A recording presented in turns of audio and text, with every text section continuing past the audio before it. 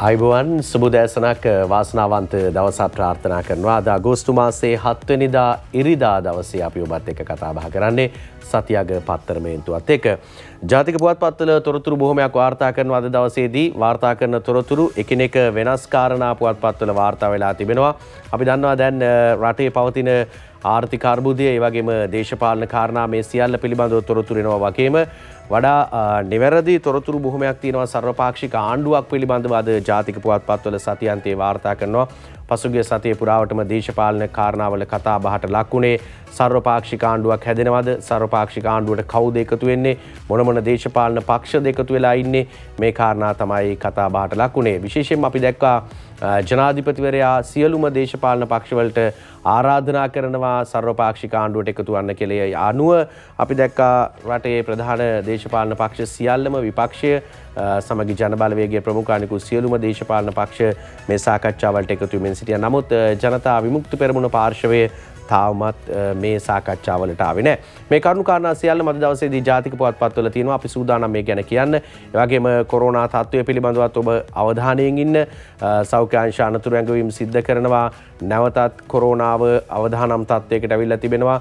දෛනිකව මරණ 3-4ක් අපිට වාර්තා වෙමින් තිබෙනවා. ඒ නිසා අපි දැක්කා ජනාධිපතිවරයා පවා ඉල්ලීමක් කරනවා ඔබ තවමත් එන්නත් ලබාගෙන නොමැති කණ්ඩායමේ ඉන්න කෙනෙක් නම් හැකි ඉක්මනින් එන්නත ලබා ගන්න කියලා. ඒ නිසා එන්නත යලි ලබා ගැනීමේ අවස්ථාව ඔබට ලබා දීලා තියෙනවා. ඒ නිසා පුළුවන් හැම අවස්ථාවකම ඔබත් කොරෝනා එන්නත ලබාගෙන නැත්නම් මේ එන්නත් ලබා ගන්න කියන ඉල්ලීමත් අපි අද උදෑසන ඔබට මතක් කරනවා. ඉතින් අද දවසේදී මේ සියලු කරුණු කාරණා අපි ඔබට කියනවා. මාත් එක්ක ඉන්නවා නදිත් සුබදෑසනක් සමීර වාසනාවන්ත ජයග්‍රාහී දවසක් අපිත් එක්ක එකතු වෙන හැම දෙනෙක්ටම සතියග පත්තරමේන්තුවත් එක්ක අද දවසෙත් ජාතික පුවත්පත්වල තොරතුරු බොහොම ඉක්මනටම අපි ඔබට කියන්න සූදානම්. ජාතික පුවත්පත් වාර්තා කරන තොරතුරු අතරේ දැන් සර්වපාක්ෂික ආණ්ඩුවක් පිළිබඳව දැන් වැඩි කතාබහක් ඇති වෙලා තියෙනවා, සාකච්ඡා පැවැත්වෙනවා. මේ ආණ්ඩුවේ ඇමති දුර කොහොමද වෙන්නේ? බොහෝ දෙනෙක් කියන කාරණාව තමයි ඇමති දුර සංඛ්‍යාව නම් බොහොම සීමා සහිත කරන්න හේතුව රටේ තියෙන තත්ත්වයට අනුව මෙච්චර ඇමතිවරුන් නඩත්තු කරන්න පුළුවන්ද කියන කාරණාවක් තියෙනවා. ඔය සියල්ල අද දවසේ ජාතික පුවත්පත් තොරතුරු වාර්තා කරනවා. ඒ අතරදී සුපුරුදු විදිහටම අපි පොතක් ගැන හැමදාම කියනවා සමීර මේ අපි සතියක පත්තරමේන්තුවෙන් පොත් ලැබුණ ගමන් ඔබට ඒ පොත් ගැන ඉදිරිපත් කරන්න හැමදාම කටයුතු කරනවා. අදත් ඒ විදිහට බොහොම අපූර්ව කෘතියක් පිළිබඳව ඔබට කියන්න හදන්නේ. මේ පොතේ නම කසාව කණ්ඨක කියලා තමයි නම් කරලා තියෙන්නේ. මේ පොත රචනා කරන්නේ චන්දන කාර්යවසම් මහත්තයා. චන්දන කාර්යවසම් මහත්මයා පොතේ මේ කසාව කණ්ඨක කියන නමත් එක්කම සටහන් කළ තියෙන පාඩයක් ශාසන විලෝමයාගේ කෙළවර ලොව පහළ වන දුසිල්වත් භික්ෂුවකේ කතා වස්තුව කියලා තමයි මේ පොත නම් කරලා තියෙන්නේ. මේ චන්දන කාර්යවසම් මහත්තයා පිළිබඳවත් අපි ඔබට කියන්නම්. එතුමා පිළිබඳව හඳුන්වනකොට එතුමා පිළිබඳව මේ විදිහට මේ ලියලා තියෙනවා සටහනක් සංඝ සමාජයේ දැඩි ලෙස දූෂණය වී ඇති බව ගිහි පැවිදි දෙපාර්ශ්ව විසින්ම පිළිගන්නා කරුණක්. මේ පිළිබඳව විවිධ කතිකාවන් ගොඩනැගී ඇත. ශාස්ත්‍රීය ප්‍රවේශයකින් මේකේ අර්බුදය පිළිබඳව සාකච්ඡා කළ ගිහි පැවිදි විද්වත් සමාජ කොටස් විවිධ කෝණවලින් මේ දෙස බැලූහ. මේ ග්‍රන්ථයේ ප්‍රයත්නය වන්නේද මේ ශාසනික අර්බුදයේ යම් පමණකින් ඉස්මතු කොට ශාසනීය ප්‍රතිසංස්කරණයකට කතිකාවක් ගොඩනැගීමයි කියලා එතුමන් කියන අතරදී මේ චන්දන කාර්යවසම් මහත්තයා පිළිබඳව මේ විදිහට සටහන් කළ තියෙනවා. ගෞරව හා පශ්චාත් උපාධිධරයෙකු වන චන්දන කාර්යවසම් මහතා 1994 සිට 2001 දක්වා රුහුණ විශ්වවිද්‍යාලයේ ඉතිහාස අධ්‍යනාංශයේ කතිකාචාර්යවරයෙකු වශයෙන් සේවය කළා. අනතුරුව රිවිර ඉරිදා සංග්‍රහයේ මාධ්‍යවේදියෙකු ලෙස මාධ්‍ය ක්ෂේත්‍රයට අවතීර්ණ වූ ඔහු 2016 වසරේ රිවිර දිනපතා පුවත්පතේ ප්‍රධාන කර්තෘවරයා බවට පත් වුණා. චන්දන කාර්යවසම් මහත්මයා බෝවිද්‍යා සමීක්ෂණ හා පතර කාර්යාංශයේ මාධ්‍ය කළමනාකාරවරයා වශයෙන් සේවය කළා කියලා කසාව කණ්ඨක මේ කෘතියේ සටහන් කළ තියෙනවා. එතුමන් රචනා කරපු මේ පොත දැන් අපි දන්නවා ඕනම සමාජයක හොඳ නරක කියලා දෙකක් තියෙනවා. සංඝ සමාජයේත් එහෙමයි. හොඳ සිල්වත් භික්ෂූන් අතරේ දුසිල්වත් සමාජයේ පිරිහීමකට ලක් කරන භික්ෂූනුත් නැතුවාම නොවේ. අන්න එවන් භික්ෂූන්ගේ කතා පිළිබඳව මේ චන්දන කාර්යවසම් මහත්මයා කසාව කණ්ඨක පොතෙන් අනාවරණය කරලා තියෙනවා. ඔබටත් බොහොම ලෙහෙසි පහසු වේවි මේ පොත කියවුවොත් එවැනි දුසිල්වත් භික්ෂූන් හඳුනා ගන්න. ඒ නිසා අපි ඔබට ආරාධනා කරනවා මේ පොත කියවන්න. සමාජය පිළිබඳව දැනුවත් වෙන්න දැනගන්න. ඒ සියල්ලටම අපි ඔබට ආරාධනා කරනවා. කසාව කණ්ඨක ශාසන විලෝමයාගේ කෙළවර ලොව පහළ වන දුසිල්වත් භික්ෂුවගේ කතාවස්තෝ යනුවෙන් චන්දන කාරිවස මහත්මයා මේ පොත අකුරු කරන්නේ. අපි එතුමාටත් බොහොම ස්තුතිවන්ත වෙනවා මේ මෙවැනි පොත් රචනා කිරීම පිළිබඳව. ඒ වගේම චන්දන මහත්මයා වගේම පොත් ලියපු අනෙකුත් කතුවරයන්ට අපි ආරාධනා කරනවා. ඔබේ පොත අපිට එවන්න අපි රටටම කියන්න සූදානම්. අපි පමා වෙන්නේ නැතුව අද දවසේ ජාතික පුවත් සිරස්තල බලමු. ජාතික පුවත්පත්වල සිරස්තල බලමු. සමිල්. ඔව් නදිත් අපි මුලින්ම අවධානය යොමු කරන්න සූදානම් වනවා මව්බිම අද වාර්තා කරන සිරස්තලයේ දෙසට. මව්බිම අද වෙනම කතාවක් සර්වපාක්ෂික ආණ්ඩුව කතාව තමයි යන්නේ මුලින්ම හැම පුවත්පතකම. අපි ඒ අනුව යනවා සර්වපාක්ෂික ආණ්ඩුවට අමාත්‍ය දූර 30ක් දීමනාව වැටුපයි වාහනයකුයි පමණයි කියලා තමයි සිරස්තලයේ වාර්තා කර තිබෙන්නේ. ඒ අනුව කතාව මේ විදිහට අද දවසේදී වාර්තා වෙනවා. සර්වපාක්ෂික ආණ්ඩුව පිළිබඳව මව්බිම කියනවා සර්වපාක්ෂික ආණ්ඩුව පිහිටුවීම සඳහා ජනාධිපති රනිල් වික්‍රමසිංහ පවත්වන සාකච්ඡා අවසන් වූ වහාම 30 දෙනෙකුගෙන් සමන්විත අමාත්‍ය මණ්ඩලයක් පත් කිරීමට සැලසුම් කර ඇතැයි ජනාධිපති කාර්යාලයට සම්බන්ධ ආරංචි මාර්ග සඳහන් කරයි. පාර්ලිමේන්තුව නියෝජනය කරන දේශපාලන පක්ෂ හා ජනාධිපතිවරයා අතර පැවැත්වෙන සාකච්ඡා ඉදිරි දෙසතිය තුළ අවසන් කර නව අමාත්‍ය මණ්ඩලයේ ප්‍රකාශයට පත් කිරීමට සැලසුම් කර ඇති බව ඉරිදා මව්බිමට වාර්තා වෙයි. මෙම සාකච්ඡාවලදී ඒ පක්ෂවලට ලබා දෙන අමාත්‍ය ධූර පිළිබඳව අවසන් තීරණයකට ලැබෙනු ඇතැයිද දැනගන්නට ඇත කියලා තමයි කියන්නේ. මේ වනවිට අමාත්‍ය ධූර 18 දෙනෙකුට ලබා දී ඇති අතර දැනට පවතින සාකච්ඡාවලින් අනතුරුව තවත් 12 දෙනෙකුට අමාත්‍ය තනතුරු ලබා දීමට නියමිතව ඇතැයි තොරතුරු වාර්තා වෙනවා කියලා තමයි කියන්නේ. විපක්ෂ නායක සජිත් ප්‍රේමදාසගේ නායකත්වයෙන් යුතු සමගී ජනබලවේගයේ මන්ත්‍රීවරු කිහිප දෙනෙකුටද කැබිනට් අමාත්‍ය ධූර හිමි වනු ඇතැයි විශ්වාස කටයුතු ආරංචි මාර්ග සඳහන් කරයි කියලා කියනවා. ඉතින් දැන් නදිත් අපිට පේන විදිහට රටේ තියෙන ප්‍රධානම විපක්ෂයේ දේශපාලන ධාරාවන් සියල්ලම කතා බහ කරමින් ඉන්නවා ජනාධිපතිවරයා සමග තනතුරු ලබා ගැනීම සහ මේ වැඩපිළිවෙලට මේ සාධනීය වැඩපිළිවෙලක් නම් අපි වැඩපිළිවෙලට සහයෝගය ලබා දෙනවා කියලා දේශපාලන පක්ෂ වලින් යෝජනා ඇවිල්ලා තියෙනවා. හැබැයි අපි තවමත් දැක්කේ නැහැ ජාතික ජනබලවේගය එහෙම නැත්නම් ජනතා විමුක්ති පෙරමුණ පාර්ශවයේ මොන විදිහේ හැසිරීමක්ද එහෙම නැත්නම් ඔවුන් මේ වැඩපිළිවෙලට සර්වපාක්ෂික වැඩපිළිවෙලට එකතු වෙනවද කියලා ඔවුන් සමග සාකච්ඡාවකුත් අඟහරුවාදා තියෙනවා කියලා තමයි තොරතුරු වාර්තා වෙමින් තිබෙන්නේ. අපි බලමු මේ මව්බිම කියපු කතාව සර්වපාක්ෂික ආණ්ඩුවට අමාත්‍ය ධූර 30ක් කියන කාරණය. අපි එතනින් එහාට යනවා ලංකාදීප පුවත්පතේ ප්‍රධාන සිරස්තලයට ලංකාදීපේ කියන කතාව.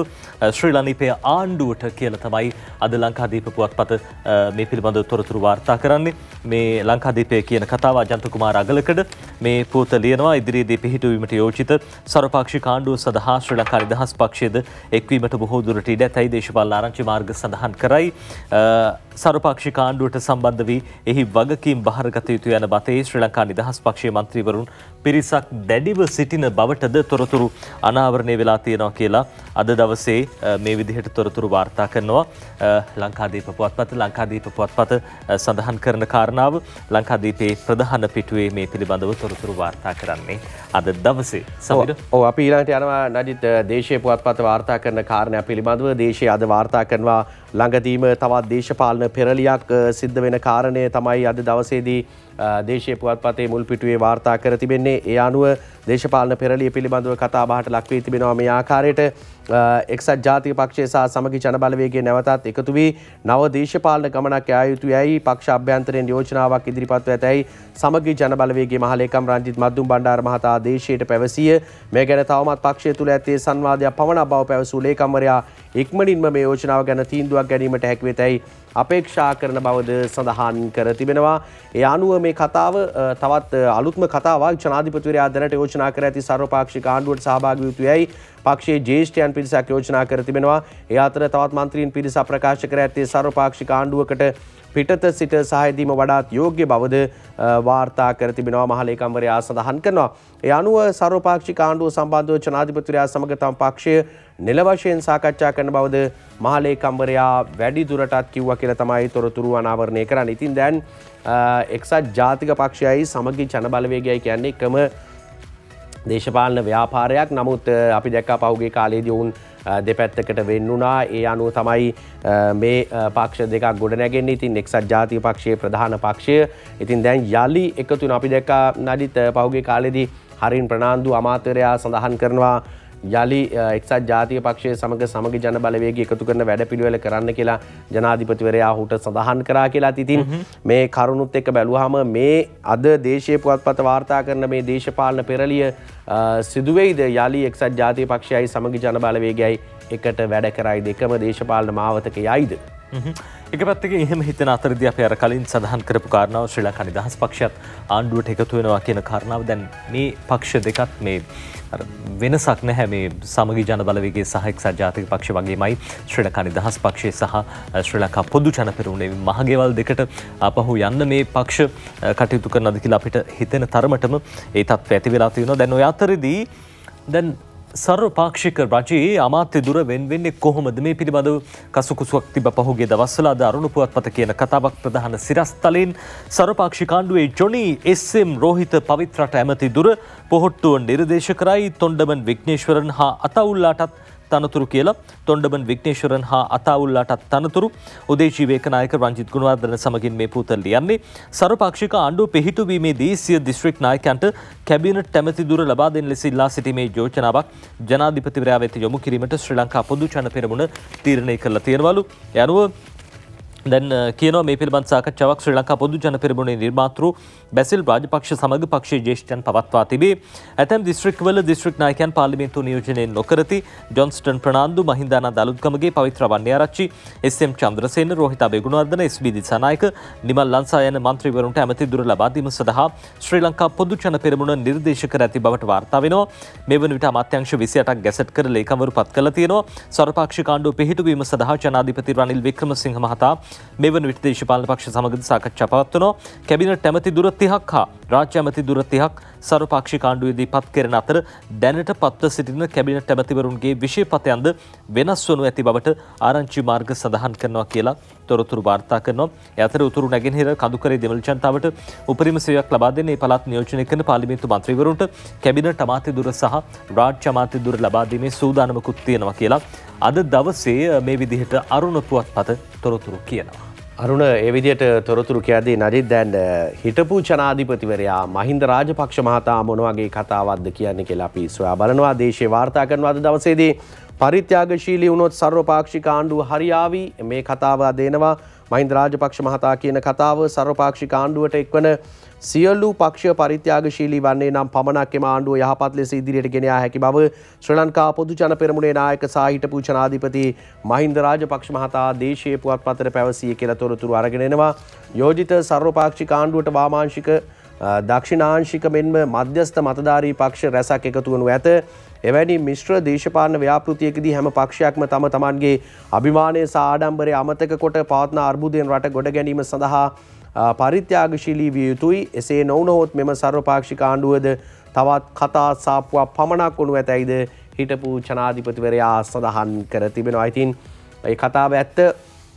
මේ පරිත්‍යාගශීලී කරන්න බැරි වුණොතින් එහෙම නැත්නම් කැපකිරීම කරන්න බැරි වුණොතින් එහෙම නැත්නම් එන දේශපාලන පක්ෂ අපිට අමාත්‍ය ධූර බෙදෙන අමාත්‍යාංශය මොකද්ද වැඩක් කරන්න පුළුවන් තරම්ද මේ අමාත්‍යාංශය තමයි වඩා හොඳ අපිට මේ අමාත්‍යාංශය ඕනේ මෙහෙම දේශපාලන පක්ෂ කියන්න ගියොතින් මේ වැඩේ කරගන්න බැරි වෙනවා. මේ හිටපු ජනාධිපතිවරයා කියන්නේ සියලු දෙනාම කැප කරන්න කැපකිරීම කරොතින් මේ කතා සාප්පුවක් වෙන්නේ නැතුව වැඩේ කරගෙන යන්න පුළුවන්. මේ පවතින අර්බුදයෙන් ආර්ථික අර්බුදයෙන් රට ගොඩ ගැනීම සඳහා සියලු දෙනා නම්‍යශීලී විය යුතුයි කියලායි හිටපු ජනාධිපතිවරයා සඳහන් කරන්න අදිත් මේ දේශීය පුවත්පත වාර්තා කරන්න තොරතුරු.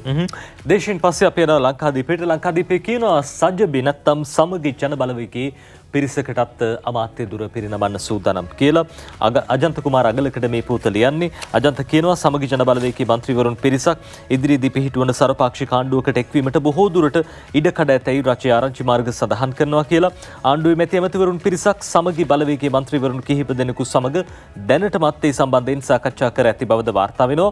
කොළඹ කෑගල්ල රත්නපුර කුරුණෑගලයන් දිස්ත්‍රික්කවල මන්ත්‍රීවරුන් කිහිප දෙනෙකුගේ මෙන්ම එම පක්ෂයේ ජාතික ලැයිස්තුවෙන් පත් වූ මන්ත්‍රීවරුන් කිහිප දෙනෙකුගේ නම්ද සර්වපාක්ෂික ආණ්ඩුවේ අමාත්‍ය දුර සඳහා යෝජනා වෙලා තියෙනවා කියලා දැනගන්නට තියෙනවා. ඉන් කිහිප දෙනෙකුට ආණ්ඩුවේ ප්‍රධාන පෙළේ අමාත්‍ය දුර හිමිවීමට ඉඩ ඇති බවද වාර්තා වෙනවා කියලා අද ලංකාදීප පුවත්පත තොරතුරු කියනවා. දැන් සමගී ජනබලවේගයේ පැත්තෙන් එනවා මහලේකම්වරයා තව කතාවක් කියලා තිබෙනවා මේ සර්වපාක්ෂික සාකච්ඡාවලට උන් ගියා අපි දැක්කා ඒ සාකච්ඡා සාර්ථකයි කියලා තමයි ප්‍රකාශ නිකුත් උනේ කොමුණක් දැන් රණ්ජිත් මද්දුම් බණ්ඩාර මහතා මේ කතාව කියනවා මව්බිම වාර්තා කරනවා මේ විදිහට නිර්මාණී ගුණරත්න ගෙනෙන වාර්තාව අද දවසේ සර්වපාක්ෂික සාකච්ඡා සාර්ථකයි සර්වපාක්ෂික වැඩපිළිවෙලක් සඳහා ජනාධිපතිවරයා සමග පැවති පළමු සාකච්ඡාව සාර්ථක බව තමයි රණ්ජිත් මද්දුම් බණ්ඩාර මහතා සඳහන් කර තිබෙන්නේ ඒ අනුව සමගි ජනබලවේගයේ සාකච්ඡා සාර්ථක වෙලා තිබෙනවා. ඒ අනුව ජනාධිපති රනිල් වික්‍රමසිංහ මහතා සාකච්ඡා අවසන් කරලා තිනවා සමගි ජනබලවේගයේ සමග ඒ අනුව ඒ සාකච්ඡා සාර්ථක වුණා කියලා තමයි රණ්ජිත් මද්දුම බණ්ඩාර මහතා තොරතුරු වාර්තා කර තිබුණේ. කොහොමුණත් අපි ඊළඟට යනවා ජනතා විමුක්ති පෙරමුණ පැත්තෙන් මොනවද කියන්නේ කියලා දේශීය පුවත්පතේ තොරතුරු වාර්තා කර තිබෙනවා අද දවසේදී සර්වපාක්ෂික සාකච්ඡාවට ජවිපේ ජනපති හමුවක් තියෙනවා කියලා කියනවා. යෝජිත සර්වපාක්ෂික ආණ්ඩු සංකල්පය ගැන සාකච්ඡා කිරීමට ජනතා විමුක්ති පෙරමුණ එකඟතාව පළ කර තිබේ. ඒ අනුව ලබන අගහරුවාදා සවස් 3ට ජනාධිපති කාර්යාලයේදී ජවිපේ නායකයා ප්‍රමුඛ නියෝජිතයන්ට තමා හමුවන ලෙස ජනාධිපති රනිල් වික්‍රමසිංහ මහතා නිල වශයෙන් ආරාධනා කර තිබෙනවා කියලා තමයි කියන්නේ.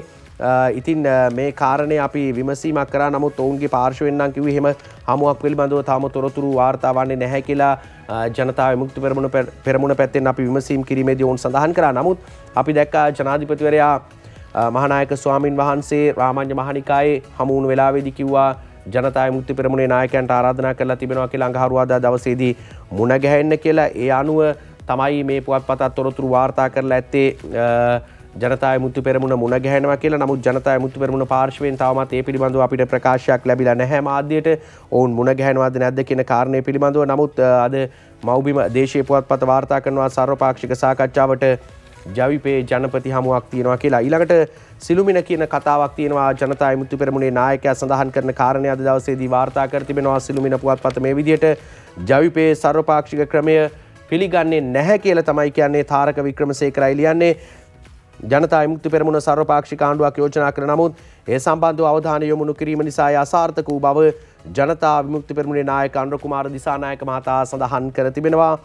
තම පක්ෂය යෝජනා කළේ කතානායකයා ජනාධිපති විය යුතු බවත් සර්වපාක්ෂික ආණ්ඩුවට එකතු වන පක්ෂවල කැමැත්තෙන් අග්‍රාමාත්‍යවරයා තෝරාගත යුතු බව යයිද ඔහු පෙන්වා දී තිබෙනවා.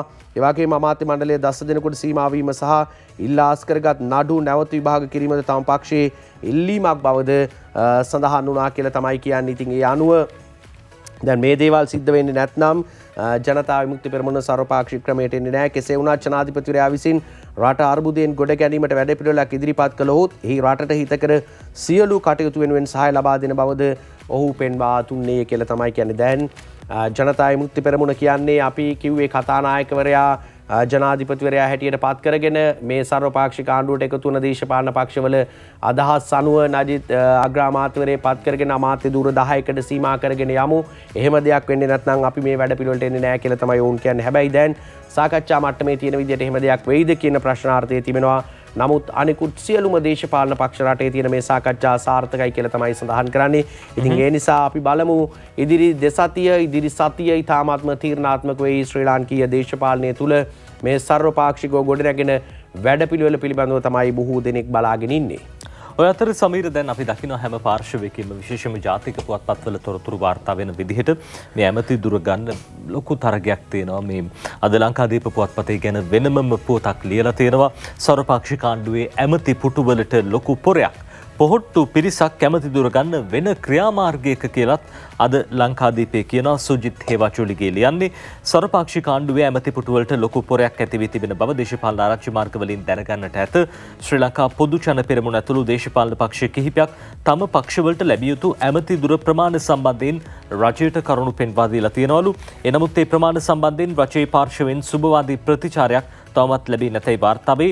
ඒ සම්බන්ධයෙන් ශ්‍රී ලංකා පොදු ජන පෙරමුණ යම් කනස්සල්ලක පසු වන බවද එම ආරංචි මාර්ග සඳහන් කරයි. මේ හේතුවෙන් සර්වපාක්ෂික ආණ්ඩුවේ ඇමති දුර බෙදීමේදී ලොකු ගැටලුකාරී තත්ත්වයක් ඉදිරියේදී මතුවන නැතයි දැනගන්නට තියෙනවා. මේ අතර තවත් දේශපාලන පක්ෂ සර්වපාක්ෂික ආණ්ඩුවේ විවිධ තනතුරු දැන්ටමත් ඉල්ලීම් කර ඇතයි වාර්තා වෙනවා. එසේම ශ්‍රී ලංකා පොදු ජන පෙරමුණේ බොහෝ පිරිසක් එම පක්ෂය සමග කටයුතු කරමින් සර්වපාක්ෂික ආණ්ඩුවක් වෙනුවෙන් දායක වීමට කටයුතු කරන අවස්ථාවේ සමහරුන් එක්සත් ජාතික පක්ෂය හා සම්බන්ධ වී ඇමති දුර ලබා ගැනීමේ උත්සාහයකද නිරතව සිටින බවට පැවසෙනවා කියලා අද මේ විදිහට ලංකාදීප පුවත්පත කියනවා. ඉතින් මොන පක්ෂයක් වේවා මේ හැමදෙනෙක්ම ඇමතිකම් ලබා ගන්න තමයි උත්සාහ කරන්නේ. අර ඇමති පොරයක් වගේ තමයි අපිට පේන්න තියෙන සමීර. හැබැයි රට මේ වෙලාවේ තියෙන තත්ත්වය මේ හැමදෙනෙක්ම සැලකිල්ලට ගන්න ඕනේ. රටේ මිනිස්සු අපහසුයෙන් අමාරුවෙන් ඉන්නේ. ආර්ථික ප්‍රශ්න ගණනාවක් තියෙනවා. තෙල් පෝලිම් අනෙකුත් හැම පෝලිමක්ම තියෙන අතරේ තමයි මේ විදිහට ඇමති පුටුවලට මේ අය පොරේක ඉන්නවා කියලා අද ජාතික පුවත්පත් වාර්තා කරන්නේ. මේ කාරණාව ඇත්තනම් මේ තොරතුරු සත්‍ය නම් රටේ ජනතාව ඉතින් දේශපාලනය ගැන කලකිරෙන එක සාධාරණයි. හැබැයි එහෙම නොවේ. රට ඉස්සරහට ගෙනියන්න මේ පිරිස් කටයුතු කරන්න ඕනේ. අද ලංකාදීපේ කියන තවත් කාරණාවකට අපි යනවා. ලංකාදීපේ කියනවා මැති සභේ ලොකු කමිටු කිහිපයක මුල් පුටු ගැලවේ. මැති සභේ ලොකු කමිටු කිහිපයක මුල් පුටු ගැලවේ. තේරීම් කාරක සභාව පිහිටුවීම 9 වෙනිදා කියලා සුජිත් හේවාචුලිගේ ලියනවා. වර අවසන් කිරීම සමග අහෝසි වූ පොදු ව්‍යාපාර පිළිබඳ පාර්ලිමේන්තු කාරක සභාව, ඒ කියන්නේ කෝප් කමිටුව සහ රාජ්‍ය ගෙනුම් කාරක සභාව කෝපා කමිටුව ඇතුළු පාර්ලිමේන්තු කාරක සභා කිහිපයක මුල් පුටු ඉදිරියේදී වෙනස් වනු ඇතැයි රජයේ ආරංචි මාර්ග සඳහන් කරනවා. යනු පාර්ලිමේන්තු කමිටු කිහිපයකම ප්‍රධානී වූ නව ජනාධිපතිවරයා පත් කිරීමේදී රනිල් වික්‍රමසිංහ මහතාට එරෙහි ස්ථාවරයක් ගෙන කටයුතු කර තිබුණා. පාර්ලිමේන්තු වාර අවසන් කිරීමත් සමග කෝපා ඇතුළු පාර්ලිමේන්තු කාරක සභා 70කට ආසන සංඛ්‍යාවක් අහෝසි වී ගියා. අහෝසි වූ කාරක සභා නැවත කඩිනමින් පත් කර ගැනීම සම්බන්ධයෙන් පාර්ලිමේන්තු කටයුතු පිළිබඳ කාරක සභාවේදී පසුගියදා දීර්ඝව සාකච්ඡා කෙරුණා. මේ අනුව පළමු පියවර ලෙස තේරීම් කාරක සභාව කමිටි ඔෆ් සිලෙක්ෂන් ලබන 9 වෙනිදා පත් කර ගැනීමට හිදී තීරණය කළා තියෙනවා. පාර්ලිමේන්තුවේ සියලු කාරක සභා පත් කරනු ලබන්නේ තේරීම් කාරක සභාව විසින් කියලා අද මේ විදිහට ලංකාදීප පුවත්පත තොරතුරු කියනවා. දැන් අපි ඊළඟට දැන් මේ ස්වාධීන වූ කණ්ඩායම ඉන්නවා පාර්ලිමේන්තුවේදී ආණ්ඩුවත් එක්ක ඉඳලා. ඒ වගේම රාජ්‍ය ඇමතිවරු හිටියා. මේ සියලු දෙනාටම දැන් ඔය නඩිත් සඳහන් කරපු කාරණාවත් එක්ක තනතුරු ලැබෙයිද? තනතුරු නොලැබුණොතින් පක්ෂ මාරු කරයිද? එහෙමනොතින් මේ සර්වපාක්ෂික වැඩපිළිවෙල සාර්ථක වෙයිද? මේ ආදී ප්‍රශ්න දැන් තියෙනවා. ඉතින් අපි ජනතාවක් හැටියට මිනිස්සු බලාගෙන ඉන්නේ සර්වපාක්ෂික ආණ්ඩුව ගොඩනැගිලා ජනාධිපතිවරයා මේ ඉදිරිපත් කර තිබෙන වැඩපිළිවෙල පිළිබඳව රටක් බලාගෙන ඉන්නවා. හැමදාම අපිට අරගල කරන්න අර්බුදත් එක්ක ජීවත් වෙන්න විදිහක් නැහැ. තෙල් පෝලිමේ ඉන්න බෑ, ගෑස් පෝලිමේ ඉන්න බෑ, භූමි තෙල් පෝලිමේ ඉන්න බෑ. මේ ප්‍රශ්න වලට විසඳුම් තමයි හොයාගන්න ඕනේ. ඉතින් සර්වපාක්ෂික ආණ්ඩුවක් යෝජනා කරන්නේ මේ වැඩපිළිවෙලට. අපි බලමු මේ කතාව. රාජ්‍ය ඇමතීන් එපා, ස්වාධීන මන්ත්‍රීන්ගේ විරෝධයක් තියෙනවලු. රට අර්බුදකාරී ක්‍රමයක් පසු කරමින් සිටින නිසා රාජ්‍ය අමාත්‍යවරුන් පත්කර රජයට තවත් අතිරේක වැයබරක් පටවා ගැනීම ගැන තම කණ්ඩායම එකඟ නොවන බව පුහුට්ටුවෙන් ස්වාධීන වූ මන්ත්‍රී කණ්ඩායම ජනාධිපතිවරයාට දැනුම් දීලා තියෙනවා. ඉතින් ඒ අනුව මහාචාර්ය ජී.එල්. පීරිස් ප්‍රමුඛ මන්ත්‍රීවරුන් 14 දෙනෙක් සර්වපාක්ෂික ආණ්ඩුව ගැන සාකච්ඡා කිරීමට ජනාධිපති රනිල් වික්‍රමසිංහ මහතා මේ සතියේ මුණ ගැසුණු අවස්ථාවේ මේ බව දැන්වුව කියලා කියනවා. සර්වපාක්ෂික ආණ්ඩුව පිහිටුවද තම කණ්ඩායමේ කිසිවෙකු අමාත්‍ය පදවි භාර නොගන්නා බව පැවසුවීම මන්ත්‍රී කණ්ඩායම මහමැතිවරණයකින් මැති සභයට පත් වී වසර 2ක් ඇවෑමෙන් එය විසිරුවා හැරීම සඳහා ජනාධිපතිවරයාට ඇති බලය 22 වෙනි ව්‍යවස්ථා සංශෝධනයේදීත් ඉවත් නොකළ යුතු බවද පෙන්වා දුන්නා කියලා තමයි කියන්නේ. ඒ අනුව උන්ගේ යෝජනාවලට ප්‍රතිචාර දැක්වූ ජනාධිපති රනිල් වික්‍රමසිංහ මහතා කියන්නේ තම ආණ්ඩුව කවර අමාත්‍යවරුන් පත් කළද ඔවුන්ට බලතල මිස කිසිදු අමතර වරප්‍රසාද හෝ අමාත්‍ය වැටුප් හිමි නොවන බව කියලා තමයි කියන්නේ. ඉතින් ජනාධිපතිවරයා කියලා තියෙන්නේ මේ පත් කරන්න පුළුවන් ඕන තරම් තනතුරු දෙන්න පුළුවන්, හැබැයි හිමිදේ වැටුප පමණයි, වෙන වරප්‍රසාද කිසිවක් ලබා දෙන්නේ නැහැ කියලා සඳහන් කර තිබෙනවා. ඒ වගේම දැන් ස්වාධීන වූ අයටත් දැන් ස්වාධීන වූ කණ්ඩායමෙන් මේ විදිහට කියද්දී ස්වාධීන වූ අයට තනතුරු දෙනවට පුහුට්ටුවෙන් කොක්කක් කියලා තව සිරස්තලයක් අද දේශීය පුවත්පතම වාර්තා කර තිබෙනවා. මේ එකම ලාංඡනයක් යටතේ එකම කණ්ඩායමක් හැටියට ඡන්දය එල්ලපු දෙපාර්ශ්වයක් අතර මේ මත ගැටුම ඇතිවන්නේ. ස්වාධීන වූ අයට තනතුරු දෙනවාට පුහුට්ටුවෙන් කොක්කක්. අපි යනවා කතාවට. ඔවුන් කියන්නේ ශ්‍රී ලංකා පොදු ජන පෙරමුණ නියෝජනය කරමින් පාර්ලිමේන්තුවට පත් වී පසුව තමන් ස්වාධීන වූ බව කියන කිසිවෙකුට පොහොට්ටුවේ අනුමැතියකින් තොරව සර්වපාක්ෂික ආණ්ඩුවේ තනතුරු සහ පිළිගැනීම ලබා නොදිය යුතු බව පොහොට්ටුව නිල වශයෙන් ජනාධිපතිවරයාට දැනුම් දී තියෙනවා කියලා දේශීය පුවත්පතට වාර්තා වෙනවලු. ඒ අනුව ඒ වගේම එම ස්වාධීන මන්ත්‍රීන් සමග ජනාධිපතිවරයා සර්වපාක්ෂික ආණ්ඩුව පිහිටුවීම සම්බන්ධව සාකච්ඡා කිරීම ගැන තම පක්ෂය විරෝධය නොදක්වන බවද පොහොට්ටුව කරන ලද දැනුම් දීමේ සඳහන් වෙලා තියෙනවා. මේ පිරිස පොහොට්ටුවෙන් මන්ත්‍රී දුර ලබාගෙන පසුව තමන්ගේ අභිමතය පරිදි ස්වාධීන වූ බව ප්‍රකාශ කරන හේයින් පොහොට්ටුව මෙම තීරණය ගත් බව එහි අභ්‍යන්තර ආරංචි මාර්ග සඳහන් කර තිබෙනවා කියලා තමයි කාරණේ ඉන්නේ. අපි දැක්කනදී දැන් මේ කණ්ඩායම් කිහිපයක් ඉන්නවා ස්වාධීන වෙලා. දැන් මේ ජී.එල්. පීරිස් මහතා, ඩලස් සලාපෙරුම මහතා ප්‍රමුඛ කණ්ඩායම, ඊළඟට විමල් වීරවංශ මහතා, ගම්මන්පිල හිටපු අමාත්‍යවරයා, ඒ වගේම වාසුදේව නානායක්කාර මහතා ප්‍රමුඛ කණ්ඩායම, ඊළඟට තව කණ්ඩායමක් හිටියා අනුර ප්‍රියදර්ශන යාපා මහතා ප්‍රමුඛ කණ්ඩායම. මේ ආණ්ඩුවෙන් හිටපු තිබුණු ආණ්ඩුවෙන් පක්ෂ කණ්ඩායම් කිහිපයක්ම වෙන වෙනම ස්වාධීන වෙන ගත. දැන් මේ පොහොට්ටුවේ කණ්ඩායම එහි නියෝජිතයෝ කියන්නේ එහෙම බෑ, අපි ආවේ පොහොට්ටුවේ තීරණත් එක්ක ඉන්න ඕනේ, එහෙම නැති අයට තනතුරු දෙනවට තමන්ගේ විරෝධයක් තියෙනවා කියලා තමයි ජනාධිපතිවරයාට කියලා තියෙන්නේ. ඔය අතරේ දිවයින පොත්පත කියනවා බහුපක්ෂ ආණ්ඩුවක් බහුතරයකගේ එකගත්වයේ ලැබෙයි. දැන් සර්වපාක්ෂික ආණ්ඩුව පිළිබඳව සඳහන් වෙනවා. ඒ අතරේදී බහුපක්ෂ ආණ්ඩුවක් පිළිබඳවත් තොරතුරු පළ වෙලා තියෙනවා. දවසේ දිවයින පොත්පතේ ගැන තොරතුරු කියනවා. දිවයින වැඩිදුර තොරතුරු මේ විදිහටයි එන්නේ. බහුපක්ෂ ආණ්ඩුවක් මේ බලන්න අද දවසේ දිවයින කියන කතාව රනිල් ධර්මසේන ලියන්නේ. ඉදිරියේදී බහුපක්ෂ ආණ්ඩුවක් බිහි කිරීම සඳහා පාර්ලිමේන්තුව නියෝජනය කරන පක්ෂ බහුතරයකගේ එකඟතාව ලැබී ඇතැයි තොරතුරු වාර්තා වෙනවා. ජනාධිපති රනිල් වික්‍රමසිංහ මහතා එකුත් දින කිහිපයේදීම දේශපාලන පක්ෂ නියෝජිතයන් හමු වී මේ පිළිබඳව සාකච්ඡා කර ඔවුන්ගේ අදහස් ලබාගත් අතර ඊට පක්ෂවල එකඟතාවක් පවතින බවද තොරතුරු වාර්තා වෙනවා. සර්වපාක්ෂික ආණ්ඩුවක් පිහිටුවීමට පාර්ලිමේන්තුව නියෝජනය කරන සියලු පක්ෂවල එකඟතාවක් පැවතිය යුතු වන නමුත් ජාතික ජනබලවේගයේ එවැනි සර්වපාක්ෂික ආණ්ඩුවකට තමන් කිසි විටකත් සහාය නොදක්වන බවට දැනුම් දීම හේතුවෙන් සර්වපාක්ෂික වෙනුවට බහුපක්ෂ ආණ්ඩුවක් පිහිටුවීමට එකඟතාවක් පවතින බව රජයේ ආරංචි මාර්ග සඳහන් කරයි. දැන් මේ වෙනකොට ශ්‍රී ලංකා පොදු ජන පෙරමුණ, සමගි ජන බලවේගය, දෙමළ ජාතික සන්ධානය, ශ්‍රී ලංකා නිදහස් පක්ෂය, ස්වාධීන පක්ෂ 10 එකමුතුව ඩලස් සලාපෙරුම මහතාගේ ප්‍රධානත්වයෙන් යුත් ස්වාධීන මන්ත්‍රී කණ්ඩායම හා තවත් කුඩා පක්ෂ රැසක් සමග ජනාධිපතිවරයා සාකච්ඡා පැවැත්වුවා. ඉන් අති බහුතරයකගේ එකඟතාව මේ වන විට ජනාධිපතිවරයාට ලැබිලා තියෙනවා කියලත් තොරතුරු වාර්තා වෙනවා. දැන් සර්වපාක්ෂික කිව්වහම සමීර හැම පක්ෂයක්ම එකතු වෙන්න ඕනේ. ජාතික ජන බලවේගයේ එකතු වෙන්නේ නැති තත්ත්වයක් තියෙන ජනතා විමුක්ති පෙරමුණ මේ සම්බන්ධයෙන් කැමැත්තක් පළ කළා නැහැ. මේ වන තෙක් ඒ නිසා සර්වපාක්ෂික ආණ්ඩුවක් හදන්න බෑ. හැබැයි බහුපාක්ෂික ආණ්ඩුවක් හදන්න පුළුවන් කියන කාරණාව තමයි දැන් සමාජයේ ඉස්සරහට ඇවිල්ලා තියෙන. අපි අර වෙනදට අහන සුපුරුදු වචනේ සර්වපාක්ෂික රජයක් නැත්නම් සර්වපාක්ෂික ආණ්ඩුවක් කියන කාරණාව. හැබැයි ඒක දැන් බහුපක්ෂ ආණ්ඩුවක් බවට පත් වෙන්න තමයි තියෙන ඉඩකඩ දැන් මේ වෙනකොට නිර්මාණය වෙලා තියෙන්නේ. ඔය අතරේ රජයේ පැත්තෙන් ගත්තාම සමීර මේ විවිධ අයථා දූෂණ වංචා මේ සියල්ල පිළිබඳව පහුගිය කාලේදී වාර්තා වුණා. ඇතැම් සිදුවීම් පිළිබඳව අපි ඔබට වාර්තා කළා. ඔය අතරේදී රජයේ වාහන පිළිබඳව ලොකු ගැටලුවක් තිබ්බා. අද දවසේ ලංකාදීපේ කියන කතාවකට අපි යනවා. ලංකාදීපේ කියනවා මේ රජය කුලියට ගත් වාහන 250කට දිව්වේ නැතත් මාසිකව කුලිය ගෙවලා කියලා අද ලංකාදීපේ කියන කතාව මේ බලන්න දයාසීලී ලියනගේ ලියන පුවත. රාජ්‍ය ආයතනවලට කුලී පදනම මත ලබාගෙන ඇති වාහන 250ක පමණ සංඛ්‍යාවක් ඉන්ධන නොමැතිව දහවනය නොකර ගාල් කර තිබුණත් මාසිකව කුලී ගෙවන බවට වාර්තා වෙනවා කියලා. ඇතැම් ආයතනවල කුලී පදනම මත වාහන 10ක් පමණ ප්‍රමාණයක් ලබාගෙන ඇති අතර මේ එක් වාහනයක මාසික කුලිය රුපියල් ලක්ෂ 2ක් ඉක්මවලා තියෙනවා කියලා සඳහන් වෙනවා. රටේ පවතින ආර්ථික අර්බුදය හමුවේ වියදම් සීමා කරන ලෙසටත් වාහන පාවිච්චිය සීමා කරන ලෙසටත් මුදල් අමාත්‍යාංශයේ උපදෙස් දී තිබියදීත් බොහෝමයක් රාජ්‍ය ආයතන එම උපදෙස් නොසලකා හරිමින් අමාත්‍යාංශවල කුලී වාහනවලට මුදල් ගෙවමින් ගාල් කර තිබෙන බවද සඳහන් වෙනවා කියලා අද ලංකාදීප පුවත්පත කියනවා.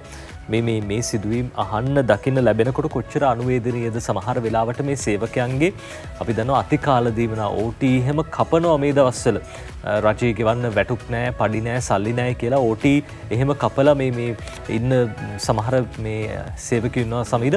රාජ්‍ය සේවකයෝ තමුන්ගේ සම්පූර්ණ වැටුපම අර ලබාගත් ණය මුදල් වලට ගෙවන්නේ. ඔවුන් ජීවත් වෙන්නේ OT එකෙන් අතිකාල දීමනාවෙන්. හැබැයි එහෙම දීමනාවකුත් ගෙවන්න නැතුව ඒවත් කපලා මෙහෙම මේ නිරාපරාධී ගාල් කළ තියෙන එක වාහනයකට ලක්ෂ 2ක් ගෙවනවා කියන්නේ ඉතින් සැලකිය යුතු තත්ත්වයක්, බරපතල තත්ත්වයක්. ඒ ගැනත් අවධානය යොමු කරන්න ඕනේ. එහෙම ආයතන තියෙනවා නම් දැන් මෙතන කියලා තියෙනවා වාහන 10ක් පමණ සමහර වෙලාවට එක ආයතනයක තියෙනවලු. හිතන්න වාහන 10යි ලක්ෂ 2 ගානේ ගෙවනවා. ලක්ෂ 20ක මුදලක් මාසිකව අපතේ යවන. හැබැයි ඕකෙන් අර ඉන්න අයගේ OT එක අතිකාල ගෙවන්නත් බොහොම පහසුවෙන් හැකියාව තියෙනවා.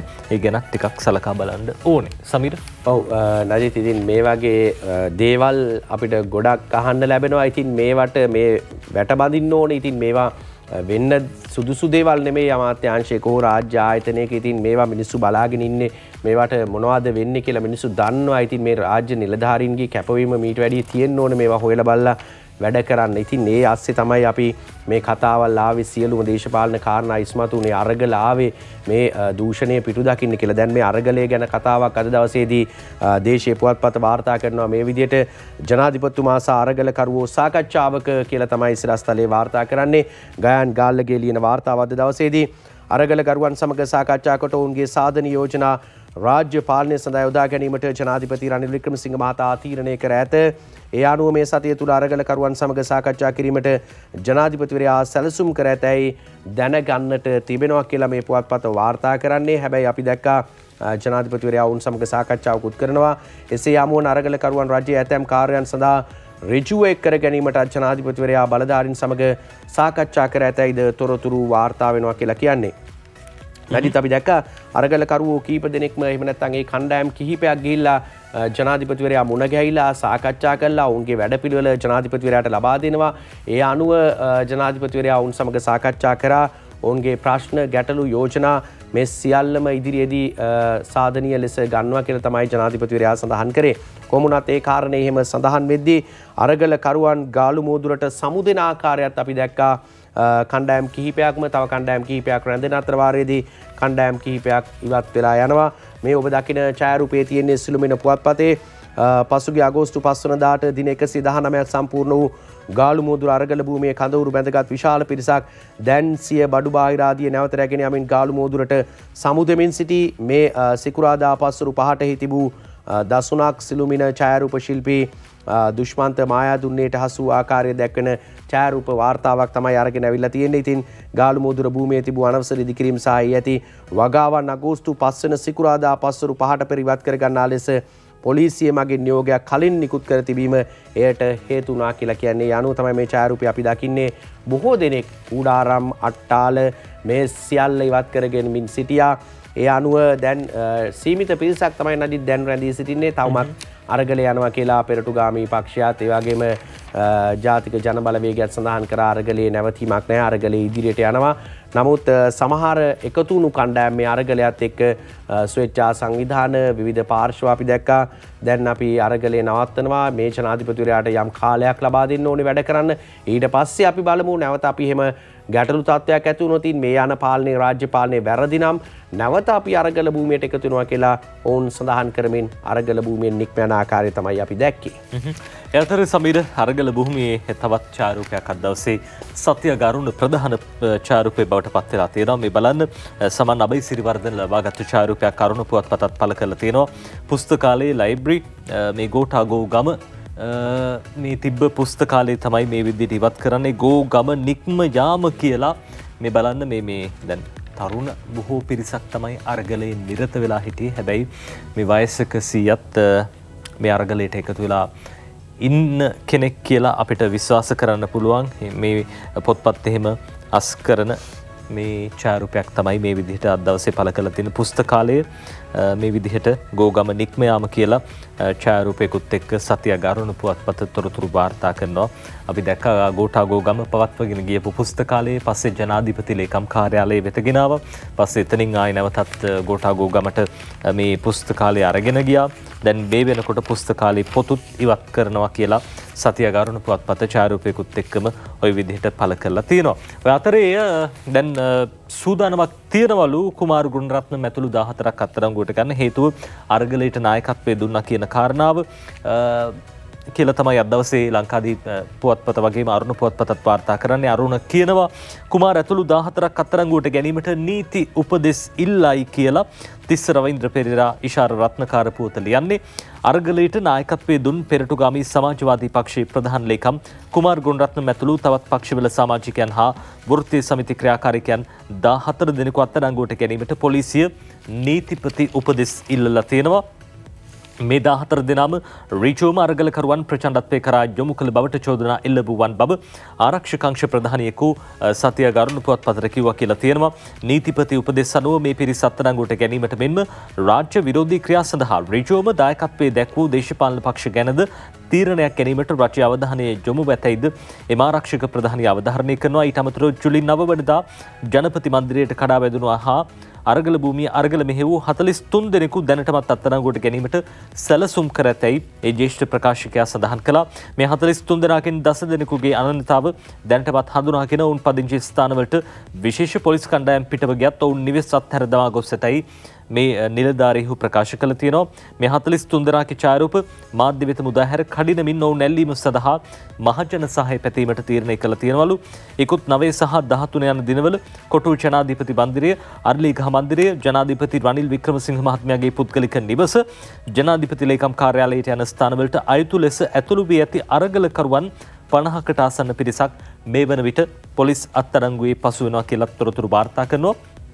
හැබැයි මේ පූතෙම කියනවා අරගලේ නායකයන් බව කියන පිරිසක් රටින් පලා යාමට සූදානමක් පවතින බවට බුද්ධ අංශ මකින් කරුණු වාර්තා කර තිබේ.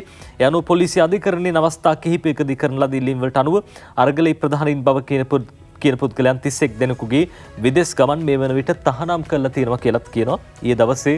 ඊයේ සමීර දවස් 6 වෙනිදා නුගේගොඩ පැවැත්වුණා විශේෂ රැලියක්. මේ රැලියේදී අරගලයට නායකත්වය දුන් බොහෝ පිරිස් සඳහන් කරන කාරණාව මේක අපේ රට දාලා යන්න අපි සූදානමක් නැහැ කියලා.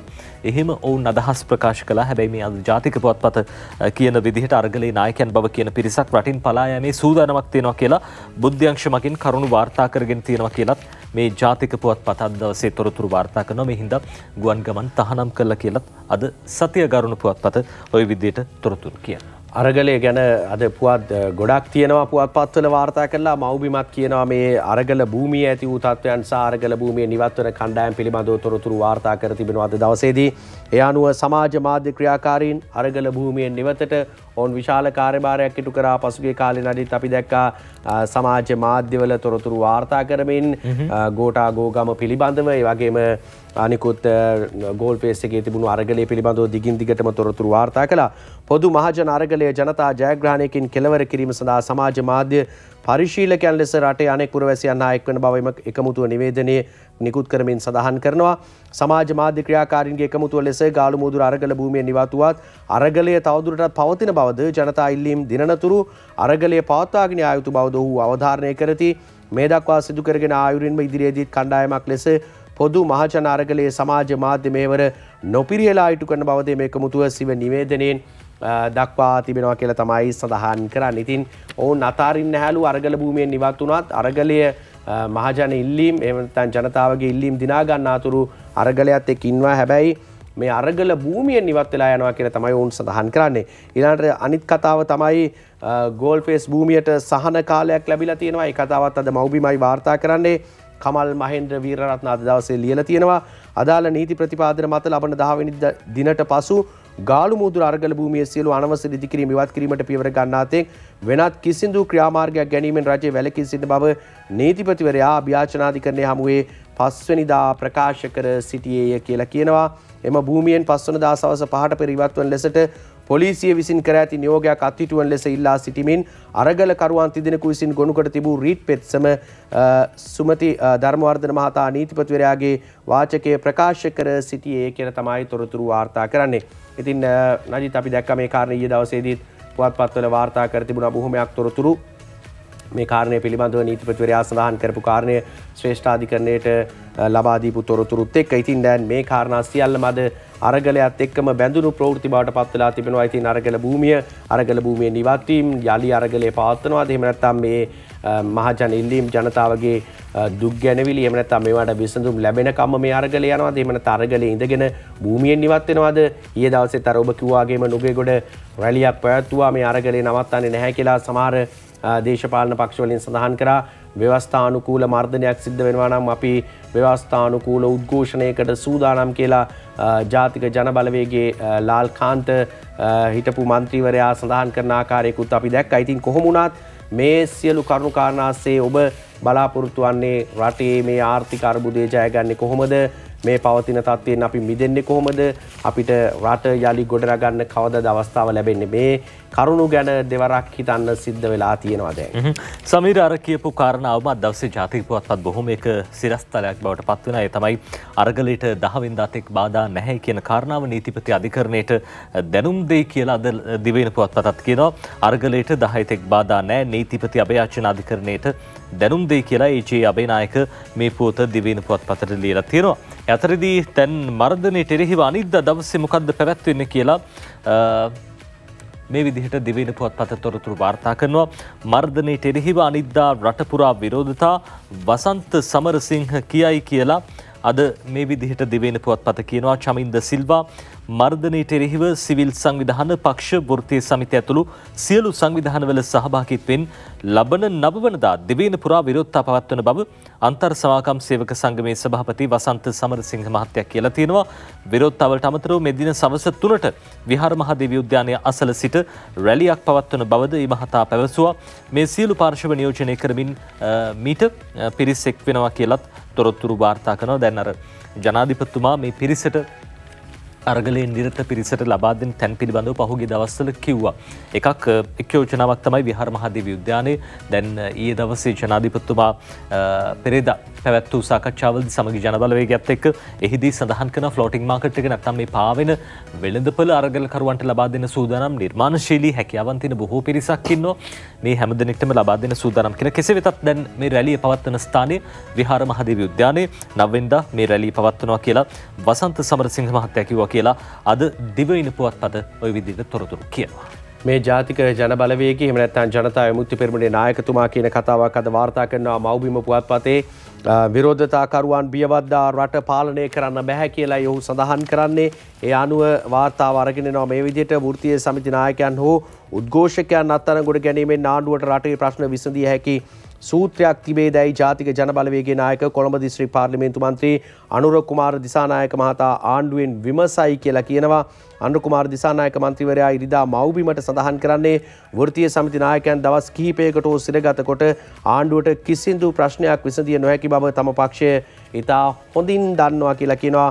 ඒ නිසා මුලින්ම වෘත්තීය සමිති නායකයන් සහ අරගලකරුවන්ට කරන මර්ධනය නවතා තෙල් ගෑස් ආහාර ඖෂධ අර්බුද වලට දිය හැකි විසඳුම් කවරේද යන්න ඉදිරිපත් කළොත් ආණ්ඩුවට යම් දෙයක් රට වෙනුවෙන් කළ හැකි බවද මන්ත්‍රීවරයා සඳහන් කර තිබෙනවා කියලා කියන්නේ. ඉතින් විරෝධතාකරුවන් බියවද්දලා පාලනය කරන්න බෑ මර්ධනය කරන්න බෑ කියලා තමයි මේ අනුර කුමාර දිසානායක මහතා සඳහන් කරන්නේ.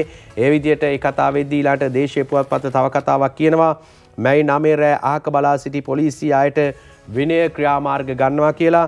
ගයන් ගාල්ලගේ ලියන්නේ මේ විදිහට මැයි 9 වෙනිදා රාත්‍රියේ දේශපාලඥයන්ගේ සහ විවිධ පුද්ගලයන්ගේ නිවෙස් සහ දේපල ගිනි තබා විනාශ කිරීම සම්බන්ධයෙන් නිසි ලෙස ක්‍රියා නොකර ඒවා මගහැරි සියලුම පොලිස් නිලධාරීන් සදා විනය ක්‍රියාමාර්ග ගැනීමට තීරණය කර ඇතැයි පොලිස් මූලස්ථාන ආරංචි මාර්ග සඳහන් කර තිබෙනවා කියලා කියන්නේ. ඒ අනුව විශේෂයෙන් ගෙවල් ගිනි තබන වේලාවේ ඒවා ආරක්ෂා නොකළ අයටද මාරුවීම් ලබා දීමට තීරණය කර තිබෙනවා. මැයි 9 වෙනිදා රාත්‍රියේදී දේපල හානි වූ දේශපාලඥයන් සහ පුද්ගලයන් තමන්ට සිදු අසාධාරණ සම්බන්ධයෙන් සිදුවන පරීක්ෂණවල ගැටලු සම්බන්ධයෙන් රජයට සිදු කළ පැමිණිල්ලකට අනුව මෙම තීරණය අරගෙන තිබෙනවා කියලා තමයි කියන්නේ. ඉතින් දැන් මැයි 9 වෙනිදා ඇති වූ සිද්ධිය පිළිබඳව අපි දැක්කා දේශපාලඥයන් බොහෝ පිරිසකගේ ගෙවල් වලට එහෙම නැත්නම් නිවෙස් වලට ගිනි තැබීම් සිද්ධ වුණා. වාහන ගිනි ගත්තා. ඉතින් දැන් මේවට පොලිසිය බලාගෙන හිටියේ ඇයි? පොලිසියට මේවට මොනවා හරි දෙයක් කරන්න තිබුණා. දැනුම් දීලාත් ආවේ නැහැ. සමහර දේශපාලඥයෝ චෝදනා කරා පොලිසිය බලාගෙන හිටියේ අපේ ගෙවල් ගිනි තියද්දි. දැන් මෙන්න ඒගොල්ලොන්ට එරෙහිව ක්‍රියාමාර්ග ගන්නවා කියලා තමයි විනය ක්‍රියාමාර්ග ගන්නවා කියලා තමයි පුවත්පත සඳහන් කරන්නේ. ඔය අතරේ ලංකාදීප පුවත්පත කියන කතාවකට අපි යනවා සමීර. දැන් මේ අරගල මේ හැමදේම සිද්ධ කරන්න මූලිකම හේතුව ගෝඨාභය රාජපක්ෂ හිටපු ජනාධිපතිවරයා එතුමාට ගෙදර යන්න කියලා කිව්වා. ගෝඨා ගෝ හෝම් මේ තමයි ප්‍රධාන සටන් පාඨය. දැන් ගෝඨාභය රාජපක්ෂ හිටපු ජනාධිපතිවරයා කොහෙද ඉන්නේ මොනවද කරන්නේ? අද ලංකාදීපේ කියනවා තවත් දින 14ක් හිටපු ජනපති සිංගප්පූරුවේ ප්‍රශ්නාර්ථ ලකුණකුත් එක්ක වාර්තා කරනවා. 11 වෙනිදා ලංකාවට එන ගමන කල්යයිලු. අජන්ත කුමාර අගලකඩ මේ පොත ලියන්නේ හිටපු ජනාධිපති ගෝඨාභය රාජපක්ෂ මහතාට සිංගප්පූරුවේ රැඳී සිටීමට තවත් දින 14ක කාලයක් ලබා දෙන්නයි ශ්‍රී ලංකා රජය සිංගප්පූරු රජයෙන් ඉල්ලීමක් කර ඇතැයි වාර්තා වෙනවා. සිංගප්පූරුවේ රැඳී සිටින ගෝඨාභය රාජපක්ෂ මහතා සිය වීසා කාලය අවසන් වීමෙන් පසුව ලබන 11 වෙනිදා දිවයිනට පැමිණීමට නියමිතව සිටියා. කෙසේ වෙතත් රජය කර ඇති මේ ඉල්ලීමට අනුව රාජපක්ෂ මහතා මේ මාස අවසන් සතියේ පමණ වනතෙක් සිංගප්පූරුවේ රැඳී සිටිනු ඇතැයි දැනගන්නට තියෙනවා.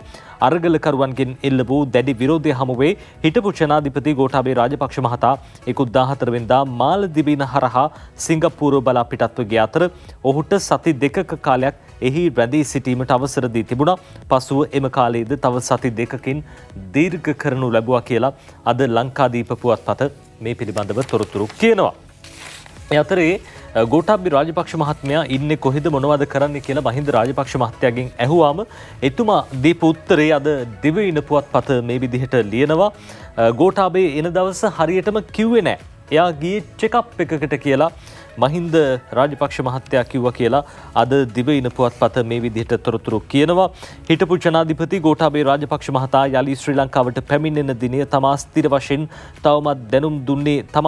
ස්ථිර වශයෙන් තවමත් දැනුම් දුන්නේ නැතයි හිටපු ජනාධිපති මහින්ද රාජපක්ෂ මහත්තයා කියලා තියෙනවා. දිවයින නැගූ ප්‍රශ්න කිහිපයකට මහින්ද රාජපක්ෂ මහත්තයා පිළිතුරු දීලා තියෙනවා. ගෝඨාභය මහත්මයා රටින් පැනලා ගියේ ඇයි? එයා පැනලා ගියා කියලා චෝදනා නගන්නේ කවුද කියලා මහින්ද මහත්තයා අහනවා. ඒ අතරේදී ජනතාව කියලා කිව්වහම ඕන කෙනෙකුට ඕන විදිහට කියන්න පුළුවන්. ඒවා ඔක්කොම නිර්මාණය කරපු කතා. එයා ගියේ වෛද්‍යවරයා ලවා පරීක්ෂා කරගන්න චෙකප් එකකට. එයා ගියේ මටත් කියලායි කියලා හිටපු ජනාධිපති මහින්ද රාජපක්ෂ මහත්තයා ඒ විදිහට උත්තර දුන්නා කියලා අද දිවයින පුවත්පත මේ විදිහට තොරතුරු කියනවා. දිවයිනේ ඒ පුවතෙන් පස්සේ ලංකාදීප පුවතත් කියපු ඒ දින 14කින් පස්සේ තමයි දැන් ගෝඨාභය රාජපක්ෂ මහත්මයා එන්න සූදානම් කියන පුවතත් එක්කම තවත් අරුණ පුවත්පත වාර්තා කරන පුවතකට අපිට යන්න හිතුණා සමීර. ඊට හේතුව තමයි දැන් විවිධ අයගේ විවිධ මත තියෙනවා. දැන් මේ සිද්ධ වෙච්ච අරගලය මේ දේවල් සැලසුම් කරපු දේවල් කියලා එක් පාර්ශවයක් චෝදනා නගනවා. ඒ අතරදී තවත් පාර්ශවයක් කියන අපි සත්භාවයෙන් රට ගැන හිතලා මේ හැම අරගලයක්ම කළේ. මේ සියලු දේ අතරදී අද දවසේ ආණ්ඩුවේ മന്ത്രിවරුන්ට සැකයක් ඇති වෙලා තියෙනවා. මේ හිටපු ජනපති අගමැති ඉවත් කරන්න රාජ්‍ය බුද්ධි සේවාව කටයුතු කළාද කියලා ප්‍රශ්නයක් මතුවලා තියෙනවා. හිටපු ජනපති අගමැති ඉවත් කිරීමට රාජ්‍ය බුද්ධි සේවාව කටයුතු කරලා ආණ්ඩුවේ മന്ത്രിවරුන්ට සැකයක් කියලා තමයි උදේචී වේකනායක මේ පුවත ලියන්නේ. හිටපු ජනපති හා අගමැති ඉවත් කර ආණ්ඩුව පෙරලීමට රාජ්‍ය බුද්ධි සේවාව ඇතුළු බුද්ධි සේවා කටයුතු කළ බවට සැකයක් පවතින්නේ යයි ආණ්ඩු පක්ෂ මන්ත්‍රීවරුන් මහජන ආරක්ෂක අමාත්‍ය ටිරාන් අලස් මහත්තයාට දැනුම් දීලා තියෙනවලු. ඒ අතරදී ඔවුන් වැඩිදුරටත් කියනවා මහජන ආරක්ෂාව සම්බන්ධයෙන් ආණ්ඩු පක්ෂ මන්ත්‍රීවරුන් දැනුවත් කිරීම සඳහා පාර්ලිමේන්තුවේදී මහජන ආරක්ෂක ඇමතිවරයා විශේෂ සාකච්ඡාවක් පවත්වලා තියෙනවා. එහිදී පාර්ලිමේන්තු මන්ත්‍රීවරුන් පෙන්වා දී ඇත්තේ ජූලි මාස 9 වෙනිදා ජනාධිපතිවරයා ඉවත් කිරීමට කොළඹට 15000ක සෙනගක් පැමිණෙන බව රාජ්‍ය බුද්ධ්‍යංශය දැනුම් දී තිබූ බවයි. නමුත් ඊට වඩා වැඩි සෙනගක් පැමිණි බවද පොලිසිය හා හමුදාව ඉදිරිපත් කළ බුද්ධි වාර්තා ආරක්ෂක මණ්ඩලයේදී අවධානයට යොමු නොකර ඇති බවද මන්ත්‍රීවරු මෙහිදී අවධාරණය කළ තියෙනවා. මේ අවස්ථාවේදී මහජන ආරක්ෂක අමාත්‍ය ටිරාන් අලස් කරුණු පැහැදිලි කිරීමට උත්සාහ කළද ඊට අවස්ථාව ලබා නොදී මන්ත්‍රීවරු ප්‍රකාශ කළේ අනිවාර්යයෙන්ම මේ පිළිබඳ පරීක්ෂණයක් පැවැත්විය යුතු බවයි. පාර්ලිමේන්තු මන්ත්‍රී චමල් රාජපක්ෂ මෙහිදී මහජන ආරක්ෂක ඇමතිවරයා සමග මත ගැටුමක්ද ඇති කරගත් බවද දේශපාලන ආරංචි මාර්ග සඳහන් කරනවා. මේ පිළිබඳව මීළඟ ආණ්ඩු පක්ෂ මන්ත්‍රී කණ්ඩායම් රැස්වීමේදී අනිවාර්යයෙන්ම සාකච්ඡා කරන බවද මන්ත්‍රීවරු අවධාරණය කළා. මේ නිසා පොලිස්පතිවරයා ඉවත් කර බුද්ධ්‍යංශ ප්‍රතිසංවිධාන කරන ලෙසට මන්ත්‍රීවරුන් මහජන ආරක්ෂක ඇමතිවරයාගෙන් ඉල්ලා තිබේ කියලා අද සතිය ගරුණු පුවත්පත විදිහට වාර්තා කරනවා. උදේජීව ඒකනායක මේ පුවත ලියන්නේ උදේජීව මේ සියලු තොරතුරු පිළිබඳව වාර්තා කරන. දැන් මේ වගේ තොරතුරු සමාජයට එනවා අඩුයි. හැබැයි පුවත්පත් මාධ්‍යවේදීන් මේ පිළිබඳව තොරතුරු ගවේෂණය කරනවා. අපි විශ්වාස කරනවා මේ තොරතුරු සත්‍යක් වෙන්නේ නැති නැත්නම් ජාතික පුවත්පතක පළ කරන්න විදිහක් නැහැ. ඒ පිළිබඳවත් අවධානය යොමු වෙයි කියලා අපි හිතනවා. දැන් මේ පිළිබඳව බුද්ධ්‍යංශ පිළිබඳවත් සැකයක් ඇති වෙලා තියෙනවා කියලා ආණ්ඩු පක්ෂ මන්ත්‍රීවරුන් සඳහන් කරලා තියෙනවා. ඔව් නජිත් බොහෝ කාරණා ඒ විදිහට තොරතුරු අද දවසේදී ජාතික පුවත්පත්වල වාර්තා කර තිබෙනවා. දැන් මේ සියල්ලත් එක්කම මේ ආර්ථික අර්බුදයෙන් සාමාන්‍යයෙන් ගොඩෙන් එහෙම නැත්නම් අපිට යම් වැඩපිළිවෙලක් හදාගන්න තමයි සර්වපාක්ෂික ආණ්ඩුව ගොඩනගන්න උත්සාහ කරන්නේ මේ කාරණාත් එක්ක. අපි යනවා ඊළඟට තව කරුණු කාරණා බොහොමයක් තියෙනවා. අපි ඒ තොරතුරු වාර්තා කරනවා. අන්තර්කාලීන අයවැයක් ඉදිරියේ දෙනවා කියලා කාරණයක් තියෙනවා. අපි ඒ ගැනත් තොරතුරු අද දවසේදී කියන්න සූදානම් මේ විරාමයෙන් අනතුරුව.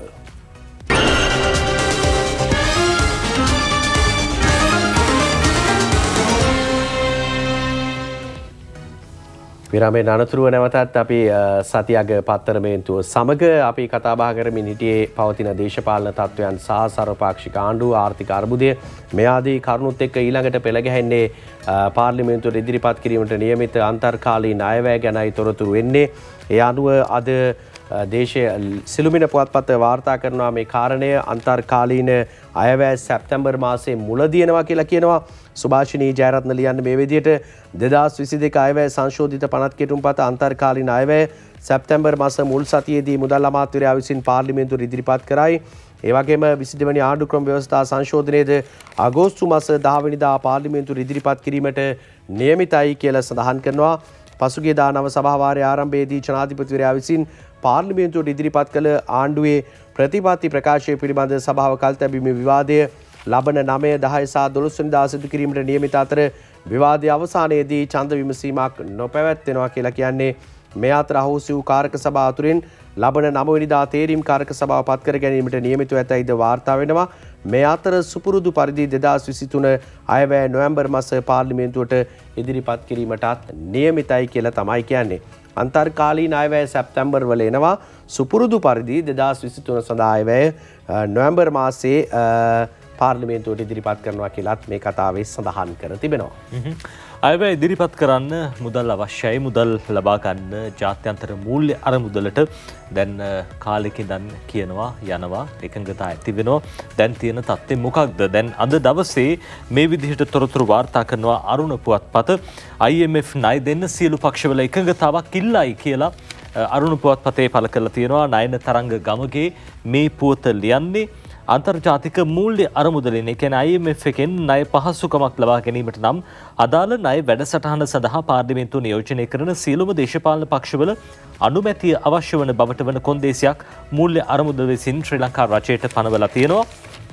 මේ අතරදී සඳහන් වෙන කාරණාව IMF වෙතින් ලබා දෙන ණය මුදල අපසු ගෙවීම සඳහා ශ්‍රී ලංකාවේ අනාගත දේශපාලන ස්ථාවරත්වය අත්‍යවශ්‍ය වන බවත් මේ කොන්දේසිය පනවා ඇති පනවා තියෙන්නේ හින්දා කියලත් කියවෙනවා.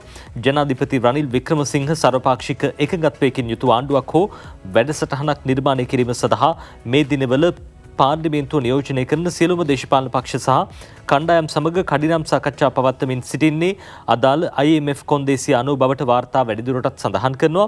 මේ කොන්දේසිය පිළිබඳව තොරතුරු යම් පමණකට අනාවරණය කරමින් පසුගිය සිකුරාදා කොළඹ බණ්ඩාරනායක අන්තර්ජාතික සමන්ත්‍රණ ශාලාවේ පැවති වැඩසටහනකට එක්වෙමින් ජනාධිපතිවරයා සඳහන් කළා IMF වැඩසටහන වෙනුවෙන් සියලු පක්ෂ එකඟතාව පළ කළ යුතුයි කියලා එතුමා සඳහන් කළා තියෙනවා. අපි කැමති වුණත් නැතත් මූල්‍ය අරමුදල සමග එකඟතාවකට එළඹීමට සිද්ධ වෙනවා. එයින් සිද්ධ වෙන්නේ යහපතක්ද අයහපතක්ද යන තීරණය කළ යුතු වන්නේ ඔබයි.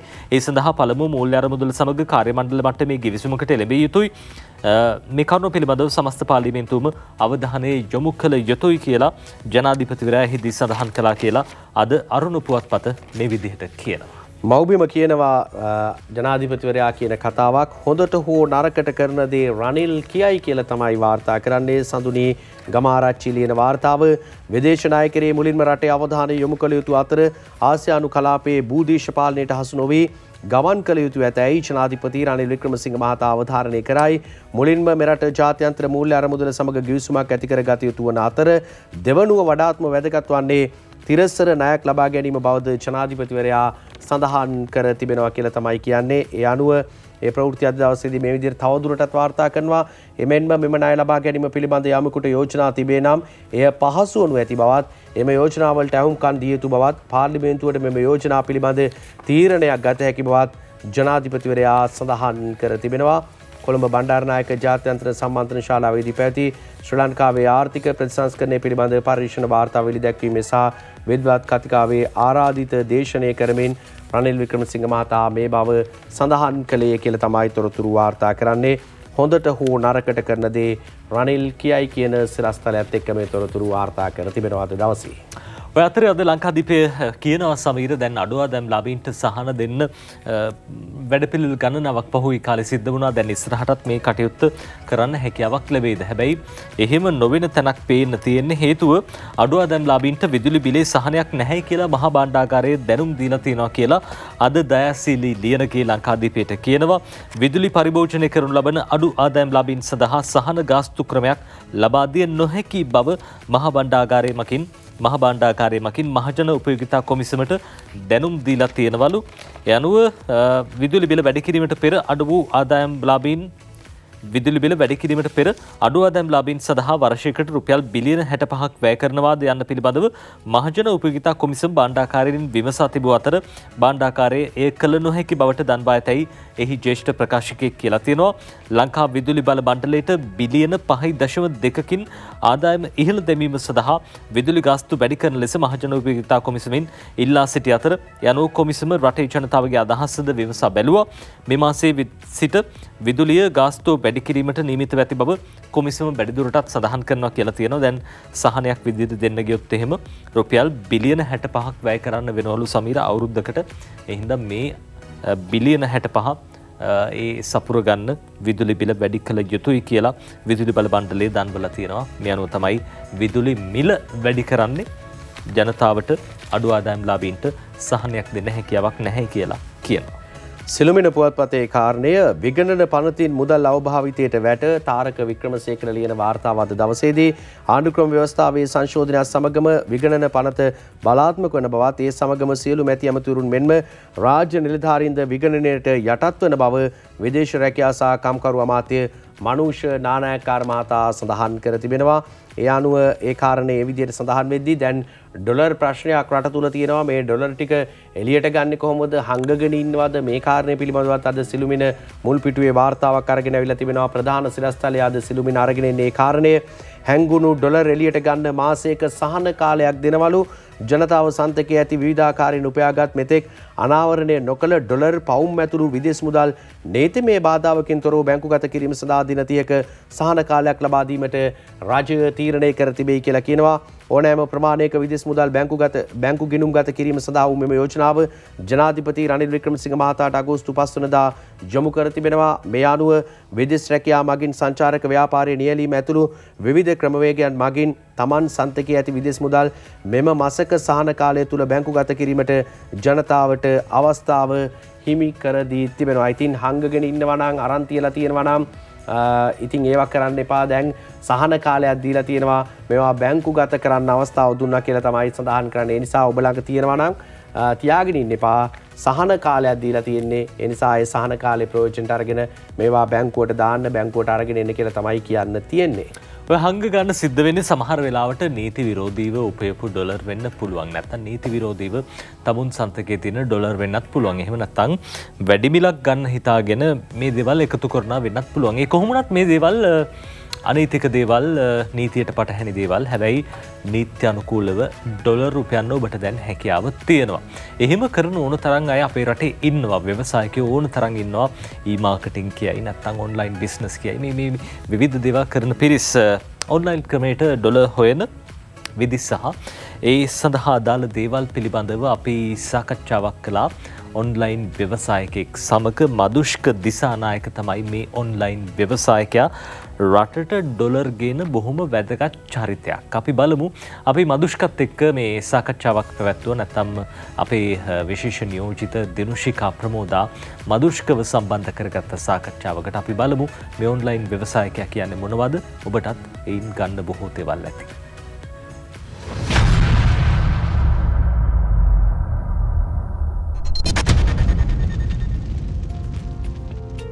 අපිට පුළුවන් ද ඇත්තටම ඔන්ලයින් තාක්ෂණයෙන් ඩොලර්ස් හොයන්න. අපිට එහෙම විදේශ විනිමය උපයන්න පුළුවන් ඕන තරම් විදි තියෙනවා. Taman දන්න දේෙන් ඔන්ලයින් earn කරන්න පුළුවන් හැමෝටම. මදුෂ්ක කොහොමද ඩොලර්ස් හොයන්නේ?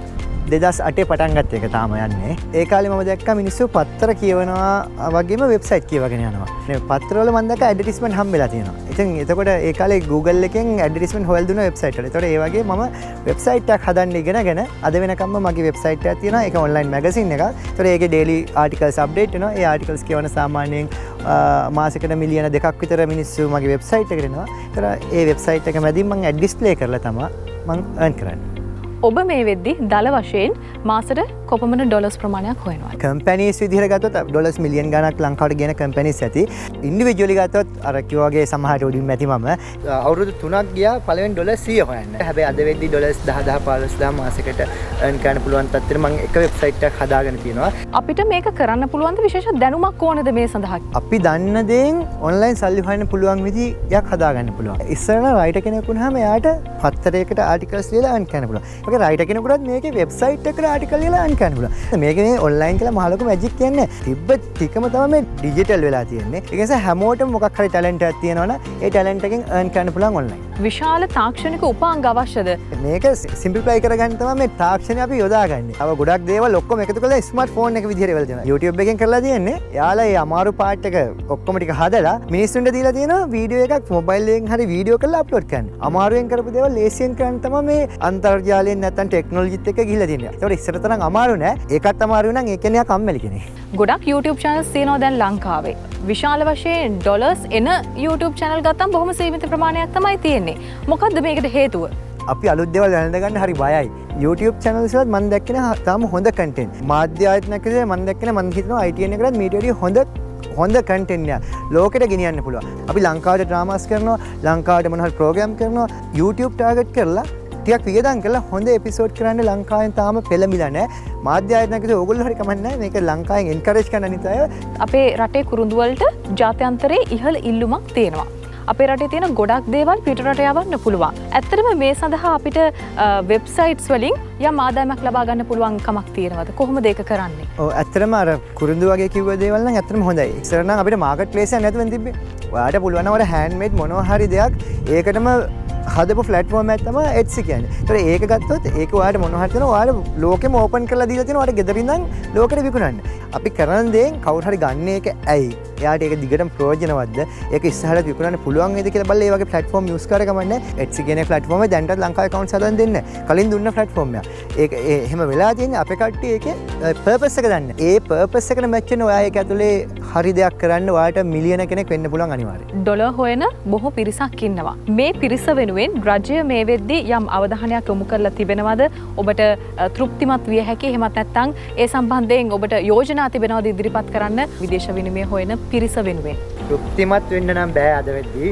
මිනිස්සු අතරට මේක ගෙනහිල්ලා අපි වගේ තව අය හදන්න කලින් අපි වගේ අයට දැන් මම ගත්තොත් මට අන්තිම මාස දෙක මං ගෙදරට වෙලා හිටියේ. මට ෆුවල් හම්බුන්නේ නැති. මං සාමාන්‍යයෙන් සමාජෙත් එක්ක ගැටෙන්න කැමති නැති කෙනෙක් විදියට මම පෝලිං වලට යන්නේ නැහැ. ඒකට මම විශේෂ දෙයක් වෙනා ඉල්ලන්න යන්නේ නැහැ. ගවර්න්මන්ට් එක නෙමෙයි මොන ගවර්න්මන්ට් එක තිබ්බත්. මගේ ඩොලර්ස් මාරු කරන්න හේතුවක් තිබ්බේ නැහැ. ඒක නිසා මට ෆුවල් ටික හම්බුණා නම් මම මේ මාස දෙක මම ඇවිදිනවා. මම ගිහලා හොඳ හොටෙල් එකක ඉඳී. මම ට්‍රිප් එකක් යයි. ඒතර මම ඩොලර්ස් මාරු කරලා රුපියල් කරලා මම ඒවා වියදම් කරනවා. එතකොට තමයි සෙන්ට්‍රල් බැංක් එකේ මගේ ඩොලර්ස් ටික හම්බ වෙන්නේ. ගවර්න්මන්ට් එකට යෝජනා කරන්නේ අපි වගේ අය හදන්න කලින් අපිට වියදම් කරන්න විදිහක් හදලා දෙන්න කියලා. ඔව් බෙහෙවින්ම ස්තුතිවන්ත වෙනවා මදුෂ්ක දිසානායක ඔබට අද දවසේ අපිත් එක්ක ඔබේ දැනුම බෙදා හදා ගන්න එකතු වුණාට.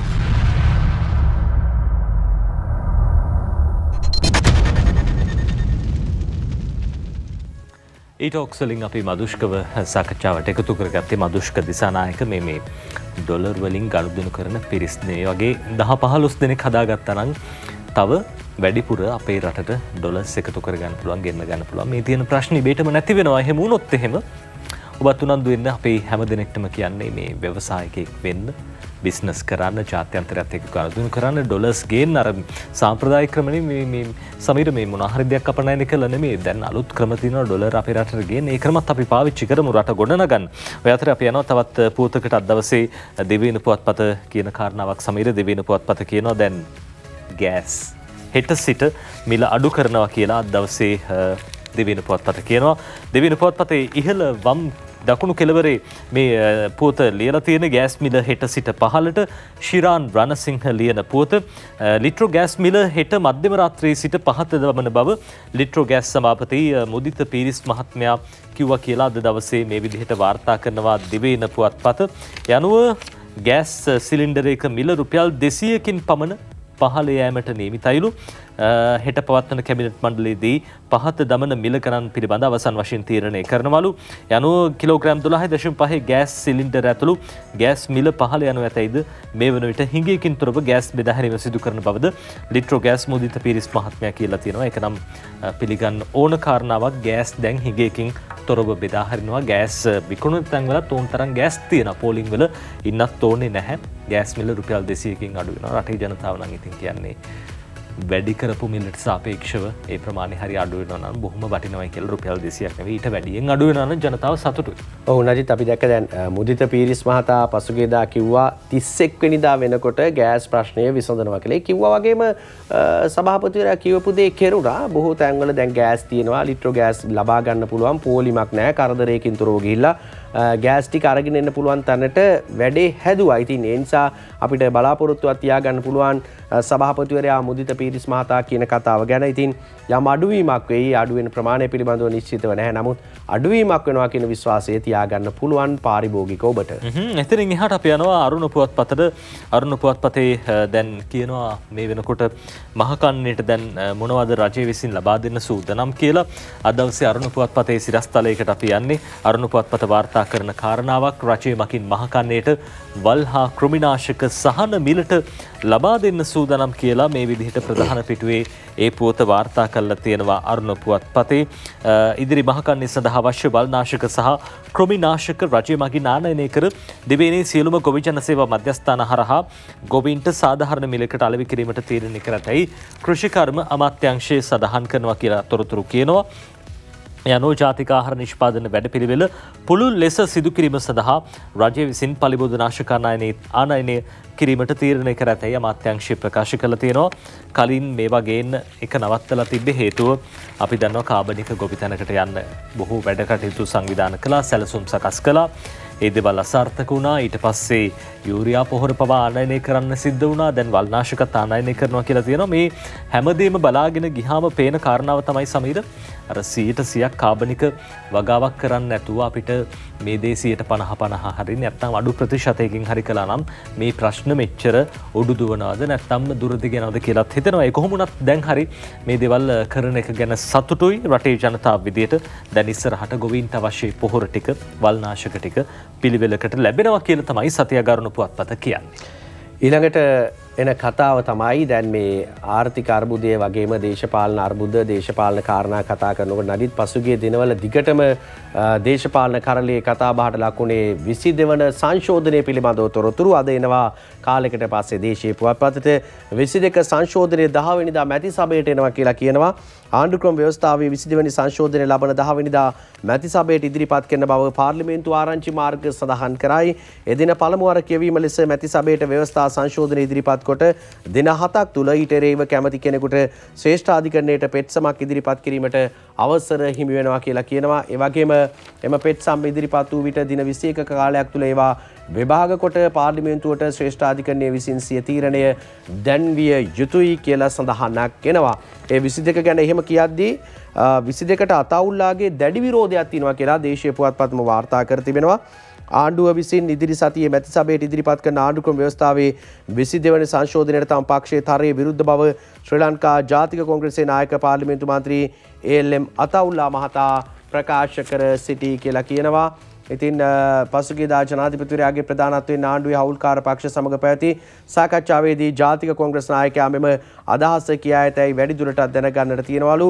ශ්‍රී ලංකාවේ ශක්තිමත් විධායක ජනාධිපති ධූරයක් පැවතිය යුතු බැවින් තම පක්ෂය විධායක ජනාධිපතිගේ බලතල අඩු කරන මෙකී සංශෝධනයට දැඩි ලෙස විරුද්ධ බව අතවුල්ලා මහතා සඳහන් කරනවා.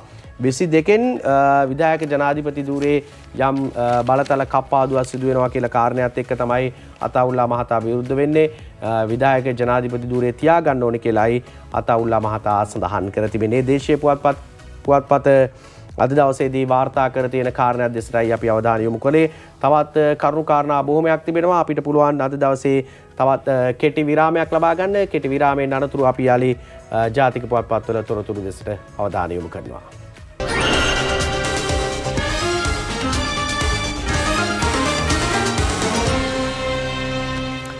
අපි ජාතික පුවත්පත් බලමින් ඉන්නේ. අපි තෝරගන්නවා දවසේ දිවින පුවත්පත. දැන් මහනුවර පෙරහැර මේ දවස්වල පැවැත්වෙනවා. යත්‍රේදී දැන් කතරගම පෙරහැරක් පැවැත්වෙන නියමිතයි.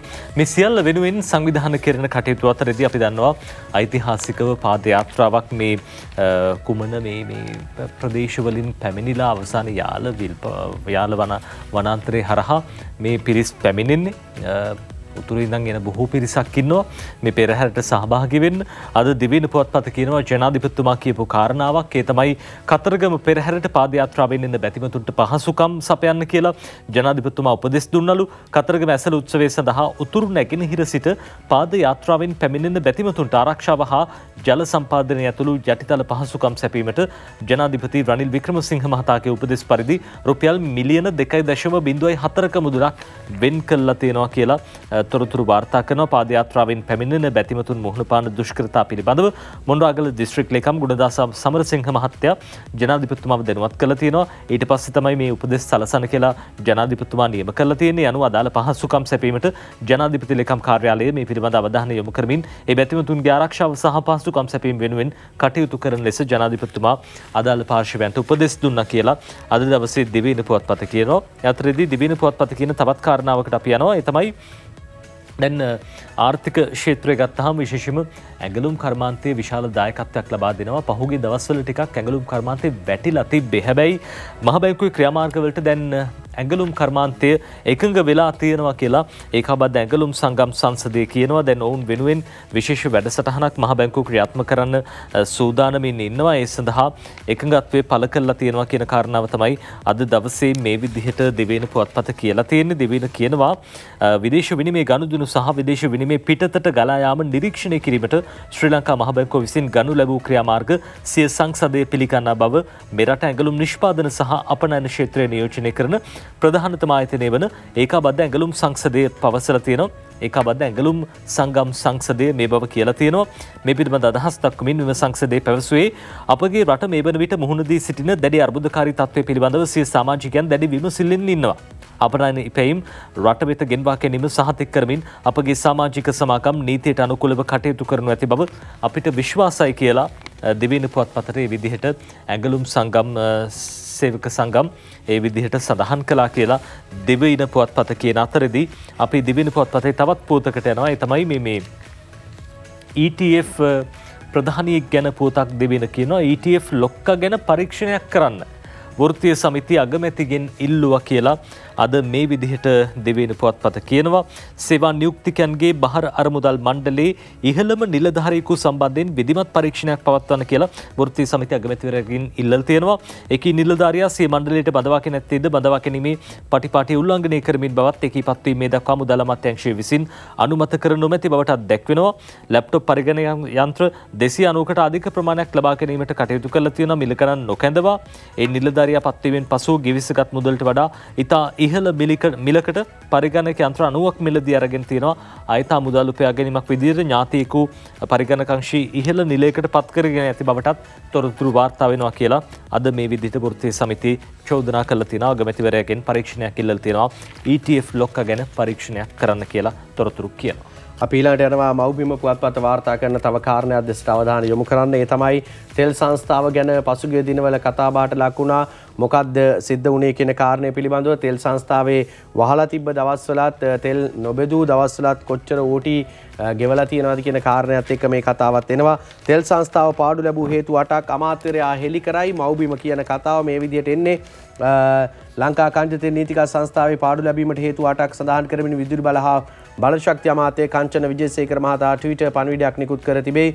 වසර ගණනාවක් සහන මිලට නිෂ්පාදන විකිණීම එක් හේතුවක් බව එහි දැක්වෙනවා. තෙල් සහන මිලට ලබා දුන්නාලු. ඒ වගේම රුපියල අප්‍රමාණය වීම මෙන්ම ශ්‍රී ලංකන් ගුවන් සේවයෙන් අයවිය යුතු මුදල ඇමරිකානු ඩොලර් මිලියන 300ක් සහ ලංකා විදුලි බල මණ්ඩලයෙන් අයවිය යුතු මුදල රුපියල් බිලියන 60ක් වීම ඊට හේතු ලෙස අමාත්‍යවරයා පෙන්වා දෙනවා. ඒ වගේම මූල්‍ය තත්ත්ව හේතුවෙන් ඉහළ ණය වාරික නැව් සමාගම් වෙත සිදු කරන ප්‍රමාද ගාස්තු සහ බැංකු පොලිද ඊට හේතු බව අමාත්‍යවරයා කියනවා. තව එක කතාවක් තියෙනවා.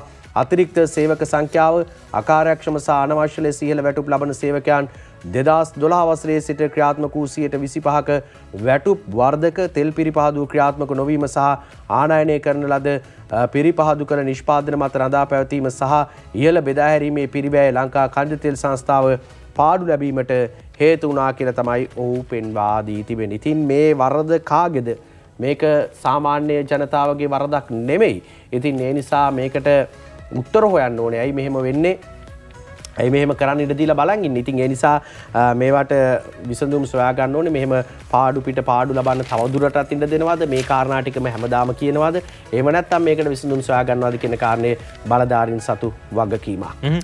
අපි සමීර බොහොම ඉක්මනටම අරුණ පුවත්පතේ විදේශ පුවතට යනවා. අරුණ පුවත්පත කියනවා දැන් මේ අල් කයිඩා නායකයා සොයාගෙන හොරෙන් මේ මිසයිලය පිළිබඳ තොරතුරු බින් ලාඩන්ගෙන් අනුප්‍රාප්තිකයා පරලොව යවූ ඇමරිකන් සුපිරි මෙහෙයුම 9:11 ප්‍රහාරයේ මහමුළුකරුවෙක් අල් සවාහිරි පසුපස CIA අවුරුදු 21ක් සවාරි ගැහුවා කියලා මේ සවාහිරිව මැරුව මේ විශේෂ අවිය පිළිබඳව අද කියනවා අල් කයිඩා නායක අල් සවාහිරි ඝාතනය කිරීමට ඇමරිකා හමුදාව භාවිත කළේ නියමවන් රහිත දුරස්ථ පාලකයක් මගින් ක්‍රියාත්මක වන MQ-9 රියාච් වර්ගයේ ඩ්‍රෝන යානාවක් මේ යානාවෙන් හරියටම එල්ල වූ 9R9X හෙලිෆය වර්ගේ මිසයිලකින් ඔහු ඝාතනය වුණා. ඒ ඇමරිකාව සිය ඩ්‍රෝන යානාවලට සවි කරන අලුත්ම අවිය මිසයිලය බීට පුපුරන ද්‍රව්‍ය ඇතුළත් හිසක් සවි නොකෙරේ. මිසයිලේ ඉදිරිපස ඇත්තේ තියුණු දැති තල 6ක්. මේ දැති තල 6 ඕනෑම පෘෂ්ඨයක් සිදුරු කරගෙන යා හැකි. ජාත්‍යන්තර මාධ්‍ය සඳහන් කරන්නේ මේ මිසයිලේ දැති තල අල් සවාහිරිගේ හිස කැබලි කිරීමට සමත් ඇති බවයි.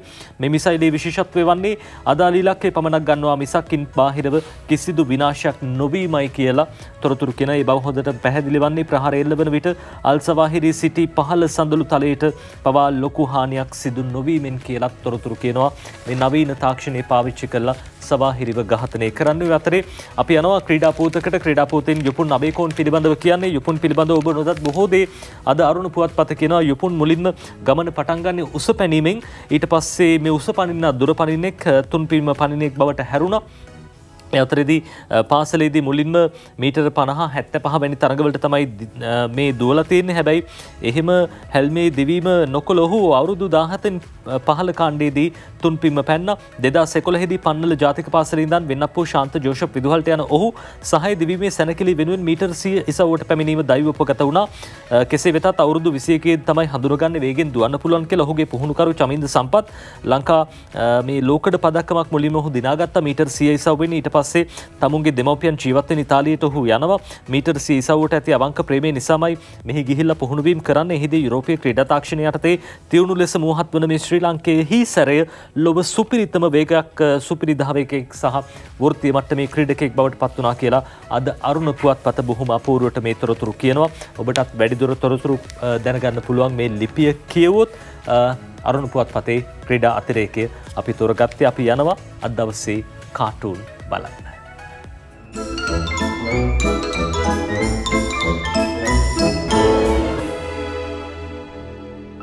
අපි මුලින්ම මව්බිම පුවත්පතේ කාටුන් එක බලනවා. මව්බිම වාර්තා කරනවා මේ විදිහට MD වීරරත්න ගෙනෙන කාටුන් එක. අපි බලමු මේ රනිල් වික්‍රමසිංහ ජනාධිපතිවරයා වගේ කෙනෙක් ඉන්නවා. ඒ වගේම සාමාන්‍ය පුද්ගලයෙකුත් ඉන්නවා. මේ වගේ කතාවක් ඉනවා. ඉදිරි අවුරුදු දෙකේ මොකද්ද සර් කරන්න බලාපොරොත්තු වෙන්නේ? සර්ව පාක්ෂික ආණ්ඩුව ගැන සාකච්ඡා කරන්න කියලා කියනවා. අවුරුදු දෙකම ඒ ගැන සාකච්ඡා කරයිද දන්නේ නැහැ. මේ දිවයින පොත්පතේ පියල් සමරවීරගේ ලංකෝනිස් කාටුනේ බලන්න මේ තාත්තා කෙනෙකුයි පුතෙකුයිද කොහෙද මේ තාත්තා පුතාට කතන්දර කියලා දෙනවා. ඉතින් ඒ ගිරාපැටවුන් දෙන්නගෙන් එක පැටියෙක් විසි වෙලා ගිහින් ඒ කැලෑවේ හොරු රංචුවක් වාසය කරපු තැනකට වැටුණා කියලා තාත්තා කියනකොට පුතා අහනවා ඒ කිව්වේ අපේ රටේ වගේ පාර්ලිමේන්තුවක් ඒ කැලෑව ඇතුළේ තිබුණාද? මේ 100 තමයි කතන්දර කියලා දෙන්නේ. 100ත් එක මුණුබුරා අහනවා ඒ කැලෑව ඇතුළෙත් අපේ රටේ වගේ පාර්ලිමේන්තුවක් තිබ්බද කියලා. මේ හසන්ත විජේනායකගේ හුරේරා කාටුන් එක අරුණ පුවත්පතට අඳින අමරවීර යලකන්නේ වී මිලදී ගන්න මිල නියම කරලා ඩඩ්ලි මිල නියම කරන්නේ කවදද දන්නේ නැහැ කියලා කියනවා අනිත් එක්කෙනා. සිළුමිණි පුවත්පතේ ඩික්ලික් කාටුනේ මේ බලන QR කෝඩ් එක ගැන දැන් මේ වෙනකොට අපේ රටේ තියෙන ණය කන්දරාව නිකන් මේ හොල්මනක් බූතෙක් වගේ ඇවිල්ලා ඉන්නවා පැත්තකින්. ඒ අතරේ QR කෝඩ් එක නිසා දිග පොලිම අඩු වුණා කියලා එක්කෙනෙක් කියනවා අනිත් එක්කෙනා කියනවා ඒත් ඉතින් ණය කන්ද නම් වැඩි වෙනවලු. අපි මව්බිම් පුවත්පතේ දවසේ පද 4 තෝරගන්නවා. දවසේ කාටුන් අවසන් කරන්න විදුර අබේනායක මේ දවසේ පද 4 ලියන්නේ ගමක් දුටිමි එය ගෝටා ගෝ ගමය දැන් එහි දැකපු සැනකෙලි ගිනි කෙලිනිමය බිම සිටි අය උඩය උඩ සිටි අය බිමය තවමත් එසේමය වෙනසක් පැතු ක්‍රමය කියලා දවසේ පද 4 ওই විදිහට ලියවෙනවා. වෙනසක් පැතුවා ක්‍රමයේ වෙනස් කරන්න කියලා. හැබැයි ක්‍රමයේ ඒකමද කියලා නම් අපි දන්නේ නැහැ. ටික දවසක් බලාගෙන ඉමු ක්‍රමයේ ඒකමද කියලා.